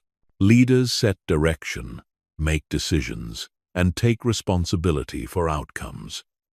They typically have the strongest combination of competence, confidence, and communication skills. However, leadership can be situational. The same person might lead in one context and follow in another based on relevant expertise and group needs. Followers provide essential support, implementation, and feedback. Good followers are not passive or subservient. They're active contributors who choose to support leadership while maintaining their own judgment and values. The ability to follow skillfully is as important as the ability to lead. Supporters provide encouragement, resources, and advocacy. They help build consensus, maintain group morale, and ensure that everyone feels included and valued. Supporters often have high emotional intelligence and serve as social connectors within groups. Challengers question assumptions, push for higher standards, and prevent groupthink. They're essential for innovation and avoiding serious mistakes, but they must express their challenges constructively rather than destructively. Effective challengers criticize ideas while supporting people. Navigating office politics and organizational hierarchies requires understanding both formal and informal power structures. Formal power comes from titles, roles, and official authority. Informal power comes from relationships, expertise, and personal influence. Often, The informal power structure is more important than the official hierarchy. Building influence within organizations means developing relationships at multiple levels, understanding the unwritten rules and cultural norms, and finding ways to contribute value that others recognize and appreciate. This involves being politically aware without being manipulative or compromising your integrity. The concept of social capital, the value of your relationships and reputation, is crucial for long-term success in any field. Social capital is built through consistent reliability, generous contribution to others' success, and maintaining high ethical standards, even when it's difficult. Gender, cultural background, and other demographic factors significantly influence how status and power dynamics operate. What signals high status in one culture might be inappropriate in another. Understanding these variations helps you adapt your approach while staying true to your core values and personality. The goal is not to dominate others or climb hierarchies at any cost, but to understand how these natural human patterns work so you can participate in them skillfully and ethically. This means building genuine competence, contributing real value, and treating others with respect, regardless of their position in any hierarchy. When you understand social hierarchy and power dynamics, you can build appropriate authority without arrogance, follow leadership without losing your autonomy, and create collaborative relationships that benefit everyone involved. You become someone others naturally want to work with and support, because you understand how to navigate social structures while maintaining your integrity and helping others succeed. Chapter 12. Conflict, Psychology, and Resolution Mastery. Conflict is an inevitable part of human interaction, but most people handle it poorly because they don't understand the psychology underlying disagreements and disputes. Learning to navigate conflict skillfully transforms it from a destructive force into an opportunity for deeper understanding, stronger relationships, and better solutions. This skill is essential for leadership, healthy relationships, and personal peace. The first principle of conflict psychology is understanding that most conflicts are not really about the surface-level issues people are arguing about. They're about deeper needs, fears, and values that feel threatened. Someone might argue about budget allocations when they're really concerned about respect and influence. Someone might fight about household chores when they're actually feeling unappreciated or overwhelmed. Effective conflict resolution requires identifying and addressing these underlying concerns rather than just the presenting problems. This means listening for the emotions and needs beneath people's positions and helping them articulate what they're really trying to protect or achieve. The second principle is recognizing that conflict triggers primitive survival responses in the human brain. When people feel threatened, criticized, or disrespected, their amygdala activates the fight or flight response, flooding their system with stress hormones and reducing access to higher-order thinking skills. This is why people say and do things during conflicts that they later regret. Understanding this neurological reality helps you stay calm during conflicts and avoid escalating others' defensive responses. When you recognize that someone's aggressive or defensive behavior is coming from their threatened nervous system rather than their rational mind, you can respond with appropriate de-escalation rather than counterattack. The third principle is that people's perception of fairness is more important than objective fairness in determining their satisfaction with conflict resolution. Someone might accept an objectively worse outcome if they feel the process was fair and their concerns were heard. Conversely, They might reject an objectively better outcome if they feel manipulated or dismissed. This means that how you handle conflict matters as much as what solutions you reach. Treating people with respect, listening to their concerns genuinely, and involving them in problem-solving creates buy-in and satisfaction, even when compromises are necessary. Emotional regulation is the foundation of effective conflict management. When you can stay calm, centered, and thinking clearly during disagreements, you're able to make better decisions and help others return to rationality. This requires developing your capacity to tolerate discomfort, manage your own triggers, and maintain perspective during difficult conversations. Emotional regulation begins with recognizing your early warning signs of escalation. Changes in your breathing, tension in your body, or shifts in your thinking patterns. When you notice these signs, you can use techniques like deep breathing, mental reframing, or taking breaks to maintain your equilibrium. Active listening during conflict means truly trying to understand the other person's perspective rather than just waiting for your turn to argue. This involves reflecting back what you hear, asking clarifying questions, and acknowledging the validity of their concerns, even when you disagree with their solutions. Most people defend their positions during conflicts rather than exploring their interests. Positions are the specific solutions people want, while interests are the underlying needs those solutions are meant to address. By focusing on interests rather than positions, you can often find creative solutions that satisfy everyone's core needs. For example, if two colleagues are fighting over who gets the corner office, the position-level conflict seems like a zero-sum game. But if you explore their interests, one person values status recognition while the other needs quiet space for concentration, you might find solutions that address both needs without anyone getting the specific office.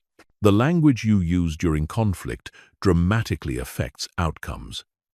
Accusatory language that starts with "you always" or "you never" triggers defensiveness and escalation. Descriptive language that focuses on specific behaviors and their impact creates space for productive dialogue. Instead of saying, "You're being disrespectful," you might say, "When meetings start without waiting for everyone to arrive, I feel like my time isn't valued and I worry that I'll miss important information." This approach describes the problem without attacking the person's character. Timing conflicts appropriately increases the likelihood of successful resolution. Trying to resolve serious disagreements when people are tired, stressed, or distracted usually makes things worse. Creating appropriate time and space for difficult conversations demonstrates respect and increases the chances of productive dialogue. The concept of face-saving is crucial in conflict resolution. People need to be able to change their positions or admit mistakes without losing dignity or respect. Creating opportunities for graceful exits and mutual face-saving often unlocks resolution when people are stuck in rigid positions. This might involve acknowledging how someone's original position made sense given the information available at the time, focusing on how circumstances have changed rather than who was right or wrong, or finding ways for everyone to contribute to the final solution. Cultural differences significantly affect conflict styles and resolution preferences. Some cultures value direct confrontation and explicit communication during conflicts. Others prefer indirect approaches that preserve harmony and allow people to save face. Understanding these differences helps you adapt your approach appropriately. Power imbalances complicate conflict resolution because they affect people's willingness to express their true concerns and their ability to influence outcomes. When significant power differences exist, the higher power person has a responsibility to create psychological safety and ensure that lower power voices are heard and respected. Mediation skills become essential when you're helping others resolve their conflicts. This involves remaining neutral, helping people communicate more effectively, and guiding them toward mutually acceptable solutions without imposing your own preferences. Effective mediators focus on process rather than content. They help people slow down, listen to each other, identify common ground, and brainstorm creative solutions.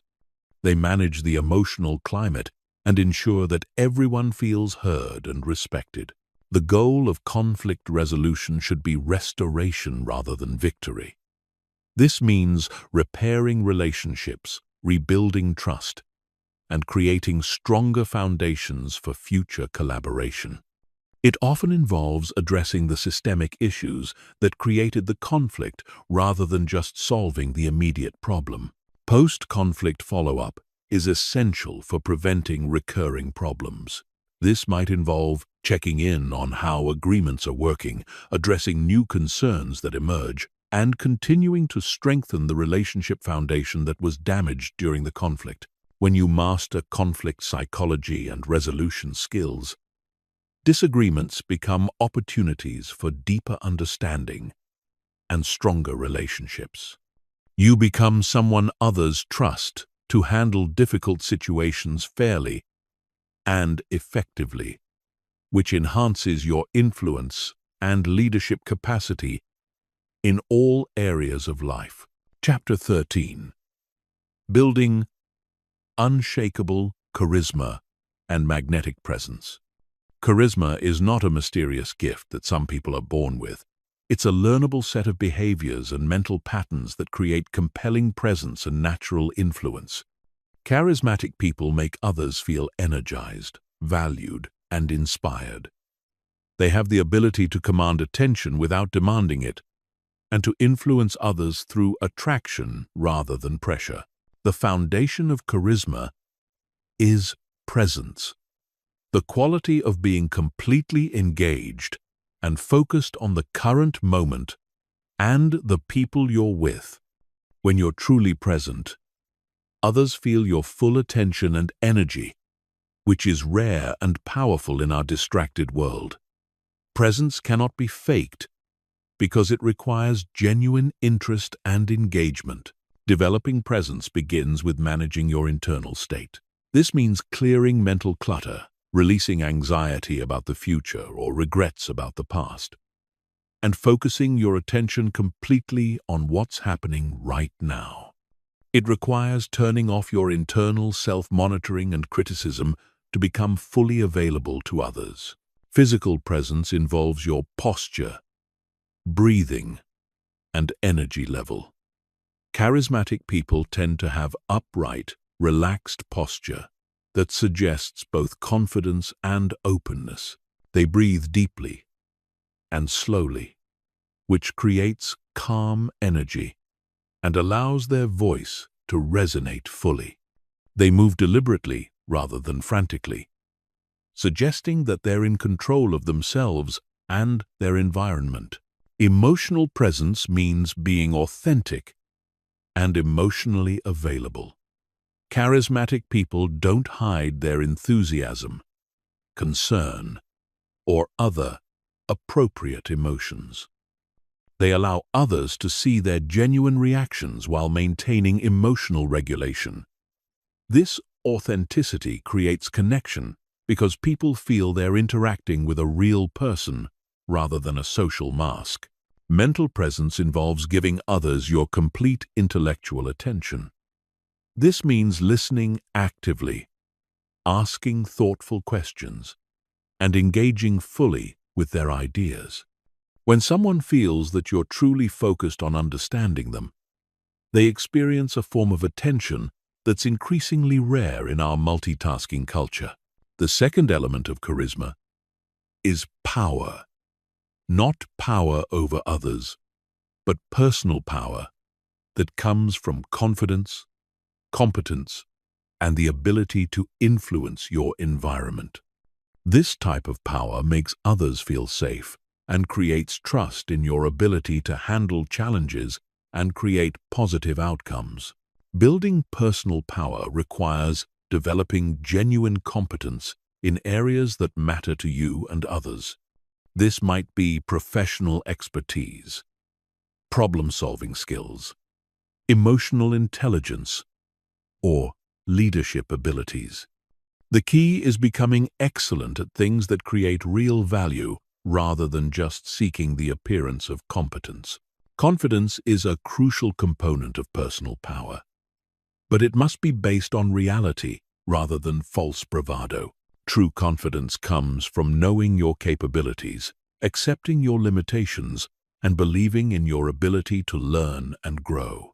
It's characterized by calm self-assurance rather than loud self-promotion.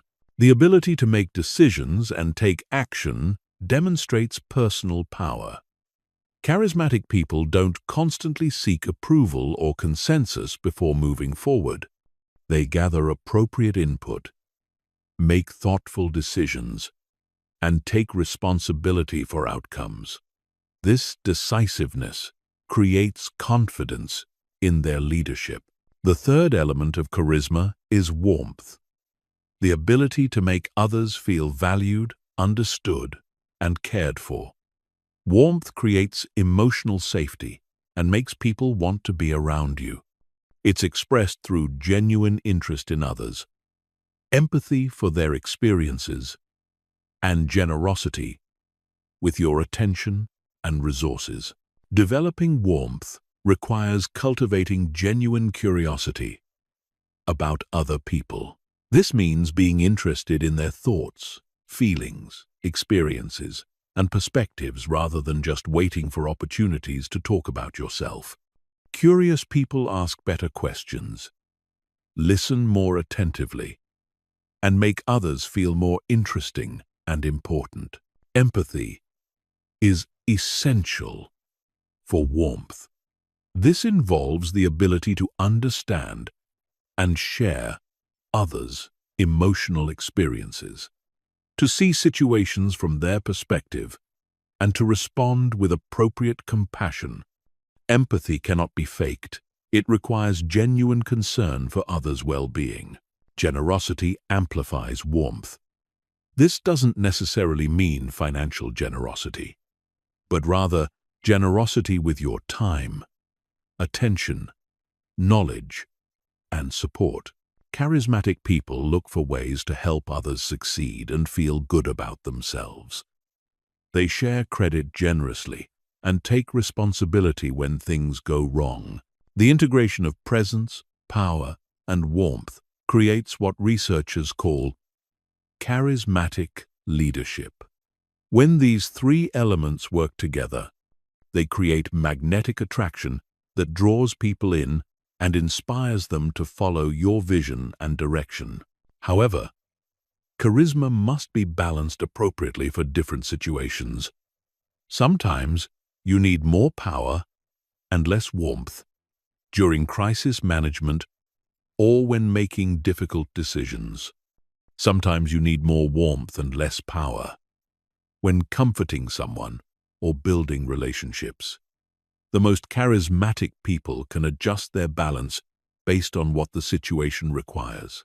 Storytelling is a powerful tool for expressing charisma. Humans are naturally drawn to stories, and people who can tell compelling stories command attention and create emotional connections. Effective storytelling involves clear structure, vivid details, appropriate emotion, and relevance to your audience's interests and needs. The stories you tell should illustrate your values, demonstrate your character, and provide value to your listeners. They should be authentic experiences rather than fabricated tales designed to impress. The best charismatic storytellers share both successes and failures, showing vulnerability along with strength. Vision and inspiration are advanced charismatic skills. This involves the ability to see possibilities that others miss, articulate compelling futures, and inspire others to work toward shared goals. Visionary charisma requires understanding what motivates people deeply and connecting your ideas to their highest aspirations. Creating inspirational vision involves painting pictures of positive futures that people can imagine themselves being part of. It means helping others see how their individual contributions serve larger purposes and how working together can create something more meaningful than what any individual could achieve alone. Energy management is crucial for sustaining charisma over time. Charismatic presence requires significant mental and emotional energy, so you need strategies for maintaining your vitality and avoiding burnout. This includes proper rest, stress management, and regularly engaging in activities that restore your enthusiasm and optimism. The goal of developing charisma should not be manipulation or ego gratification, but rather the ability to create positive influence and meaningful connections with others. When your charisma is grounded in genuine care for others and commitment to worthy goals, it becomes a force for positive change rather than self-serving manipulation. Authentic charisma attracts people who share your values and vision while repelling those who don't align with your principles. This natural selection process helps you build relationships and opportunities that truly serve your goals and values rather than just providing superficial social success. Chapter 14. Advanced Conversation Psychology. Conversation is the primary medium through which relationships are built, influence is exercised, and social intelligence is demonstrated. Yet most people have never learned the sophisticated psychological principles that govern effective dialogue. Mastering conversation psychology gives you the ability to connect deeply with others, navigate complex social situations, and create interactions that are meaningful for everyone involved. The foundation of conversation mastery is understanding that every conversation serves multiple functions simultaneously. On the surface level, conversations exchange information, but beneath that, they establish rapport, negotiate status, build trust, and create emotional experiences. The most skilled conversationalists manage all these levels simultaneously. The opening moments of any conversation set the tone and trajectory for everything that follows. Research shows that people form lasting impressions about conversation partners within the first few exchanges. This means that how you begin conversations significantly affects their outcomes. Effective conversation openers demonstrate interest in the other person, establish common ground, or introduce intriguing topics that invite engagement. They avoid generic questions like, "How are you?" that typically generate automatic responses. Instead, they might reference shared experiences, current events relevant to both parties, or observations about the immediate environment. The psychology of questions reveals that the types of questions you ask dramatically shape the depth and direction of conversations. Closed questions that can be answered with yes or no tend to create interview-like exchanges that feel formal and limited. Open questions that require elaboration create space for more meaningful dialogue. However, the most powerful questions are those that invite reflection and self-discovery. Instead of asking, "What do you do for work?" you might ask, "What aspects of your work energize you most?" This approach helps people think more deeply about their experiences while providing you with richer information about their values and motivations. Sequential questioning techniques allow you to guide conversations progressively deeper. This involves starting with lighter topics and gradually moving toward more significant subjects as trust, and rapport develop. Skilled conversationalists can take discussions from small talk to meaningful personal sharing within minutes by following natural progression patterns. The concept of conversational threading involves picking up on small details that others mention and exploring them further. When someone mentions a trip they took, a book they read, or a challenge they're facing, you can thread deeper by asking follow-up questions that show genuine interest and help them elaborate on their experiences. Threading demonstrates that you're truly listening and creates opportunities for others to share more personal information. It also helps conversations flow naturally rather than jumping abruptly from topic to topic without logical connection. Active listening in conversation goes far beyond simply hearing words. It involves listening for emotions, values, assumptions, and unspoken concerns. It means noticing what people emphasize, what they avoid discussing, and what seems to energize or drain them as they speak. Reflective listening techniques help others feel heard and understood while giving you opportunities to clarify your understanding. This might involve paraphrasing what you heard, reflecting back emotions you noticed, or asking questions that help people clarify their own thoughts. The psychology of self-disclosure reveals that relationships deepen through mutual vulnerability. When you share appropriate personal information, it creates psychological safety for others to reciprocate with their own sharing. This creates upward spirals of trust and intimacy. However, self-disclosure must be calibrated appropriately for the relationship and context. Sharing too much too soon can make others uncomfortable, while sharing too little keeps relationships superficial. The key is matching the depth level of others' sharing, while gradually increasing vulnerability as trust develops. Conversational turn-taking follows subtle psychological rules that most people observe unconsciously. These include respecting natural pause points, avoiding interruptions except when appropriate, and ensuring that conversation time is distributed fairly among participants.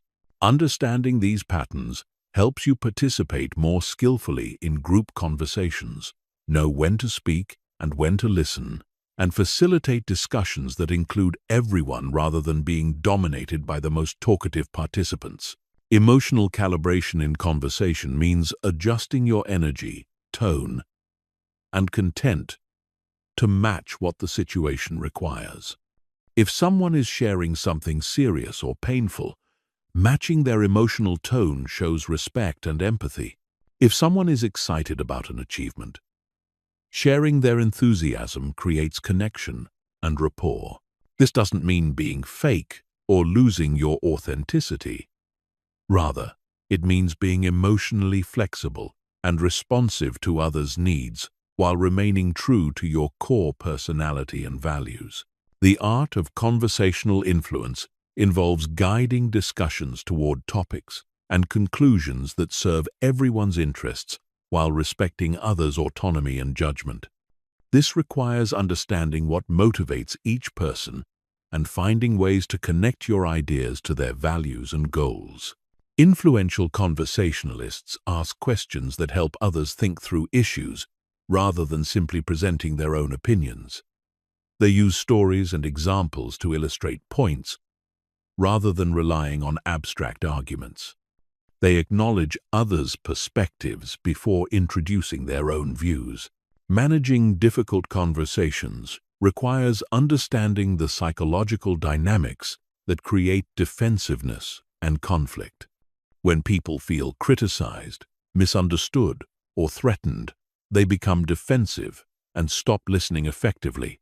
Avoiding these triggers allows you to address challenging topics without creating unnecessary resistance. Techniques for difficult conversations include separating people from problems, focusing on behaviors rather than character, using I statements, to express your perspective, and looking for underlying interests, rather than arguing about positions. Nonverbal communication continues throughout every conversation, providing continuous feedback about how your words are being received and how others are feeling. Monitoring facial expressions, body language, and vocal tone helps you adjust your approach in real time to maintain engagement and rapport. The conclusion of conversations affects how people remember the entire interaction. Strong endings might involve summarizing key points, expressing appreciation for the other person's time and insights, making concrete plans for follow-up, or simply acknowledging the value of the connection. Conversation mastery also involves knowing when conversations should end. Skilled conversationalists can sense when energy is waning, when important topics have been covered, or when continuing would be less valuable than concluding on a positive note. The goal of advanced conversation psychology is not to manipulate others or always get your way, but to create interactions that are genuinely valuable for everyone involved. When you can facilitate conversations that help others think more clearly, feel more understood, and connect more deeply, you become someone people seek out and value highly. Chapter 15. Creating deep trust and lasting influence. Trust is the foundation of all meaningful relationships and lasting influence. Unlike temporary compliance that comes from authority or pressure, trust-based influence creates genuine commitment and long-term loyalty. Building deep trust requires understanding the psychological mechanisms that create confidence in your character, competence, and intentions. The psychology of trust reveals that humans assess trustworthiness through three primary dimensions: ability, benevolence, and integrity. Ability refers to your competence and capability to deliver on commitments. Benevolence involves your genuine care for others' well-being and interests. Integrity means alignment between your stated values and actual behavior. All three elements must be present for deep trust to develop. Someone might be highly competent but not care about your interests, making them untrustworthy despite their abilities. Someone might care deeply about you, but lack the skills to help effectively. Someone might be both caring and capable, but demonstrate inconsistency between their words and actions. Building trust in your ability requires developing genuine competence in areas that matter to others and finding appropriate ways to demonstrate that competence without appearing arrogant or boastful. This involves continuous learning, skill development, and the humility to acknowledge the limits of your expertise. Demonstrating competence effectively means focusing on results rather than credentials, sharing specific examples of successful outcomes, and being transparent about both successes and failures. People trust those who are honest about their limitations more than those who claim perfection. The ability component of trust also includes reliability, consistently following through on commitments, meeting deadlines, and maintaining quality standards. Small consistencies in minor matters create confidence in your reliability for major responsibilities. Benevolence is demonstrated through genuine interest in others' success and well-being. This involves listening actively to understand others' needs and concerns, offering help without being asked, and celebrating others' achievements without jealousy or competition. Building benevolence-based trust requires shifting from a scarcity mindset to an abundance mindset. Instead of seeing others' success as threats to your own advancement, You look for ways to contribute to their growth and achievement.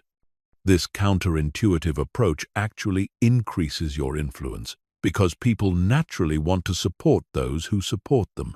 The expression of benevolence must be authentic rather than strategic. People can sense when care and concern are genuine versus when they're performed for ulterior motives. True benevolence flows from genuine appreciation for others and belief in their value and potential. Integrity involves consistency between your stated values and actual behavior, especially when maintaining that consistency is difficult or costly. It means keeping commitments even when circumstances change, admitting mistakes when you make them, and choosing ethical paths even when easier alternatives exist.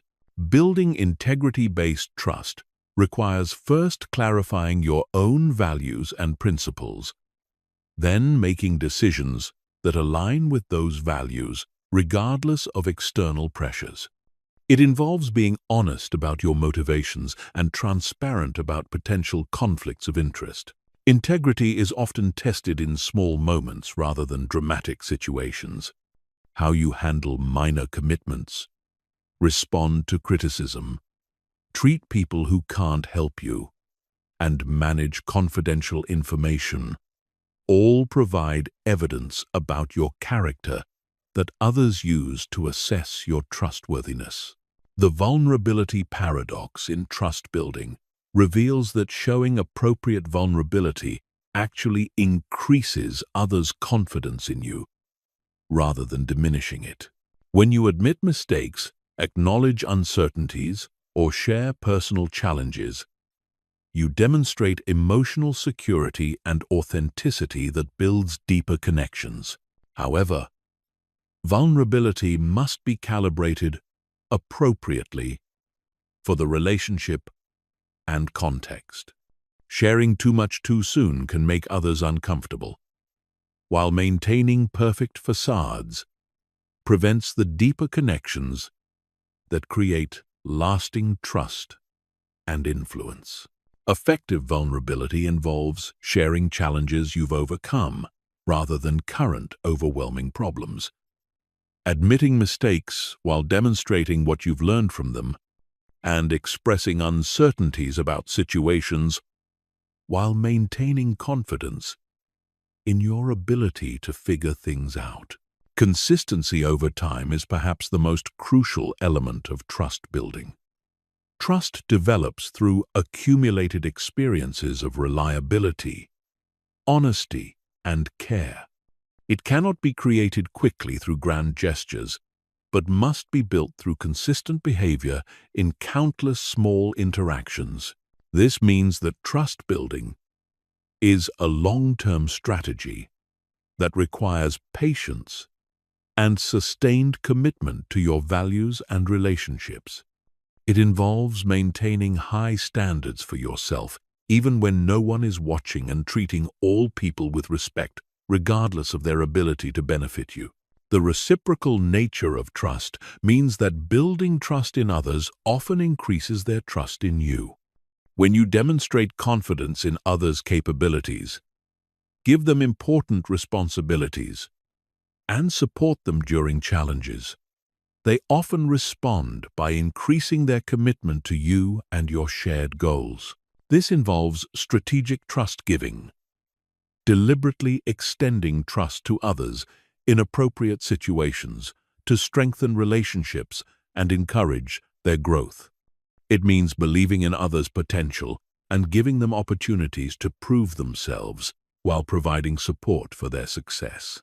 Communication transparency enhances trust by reducing uncertainty and speculation about your intentions and decision-making processes.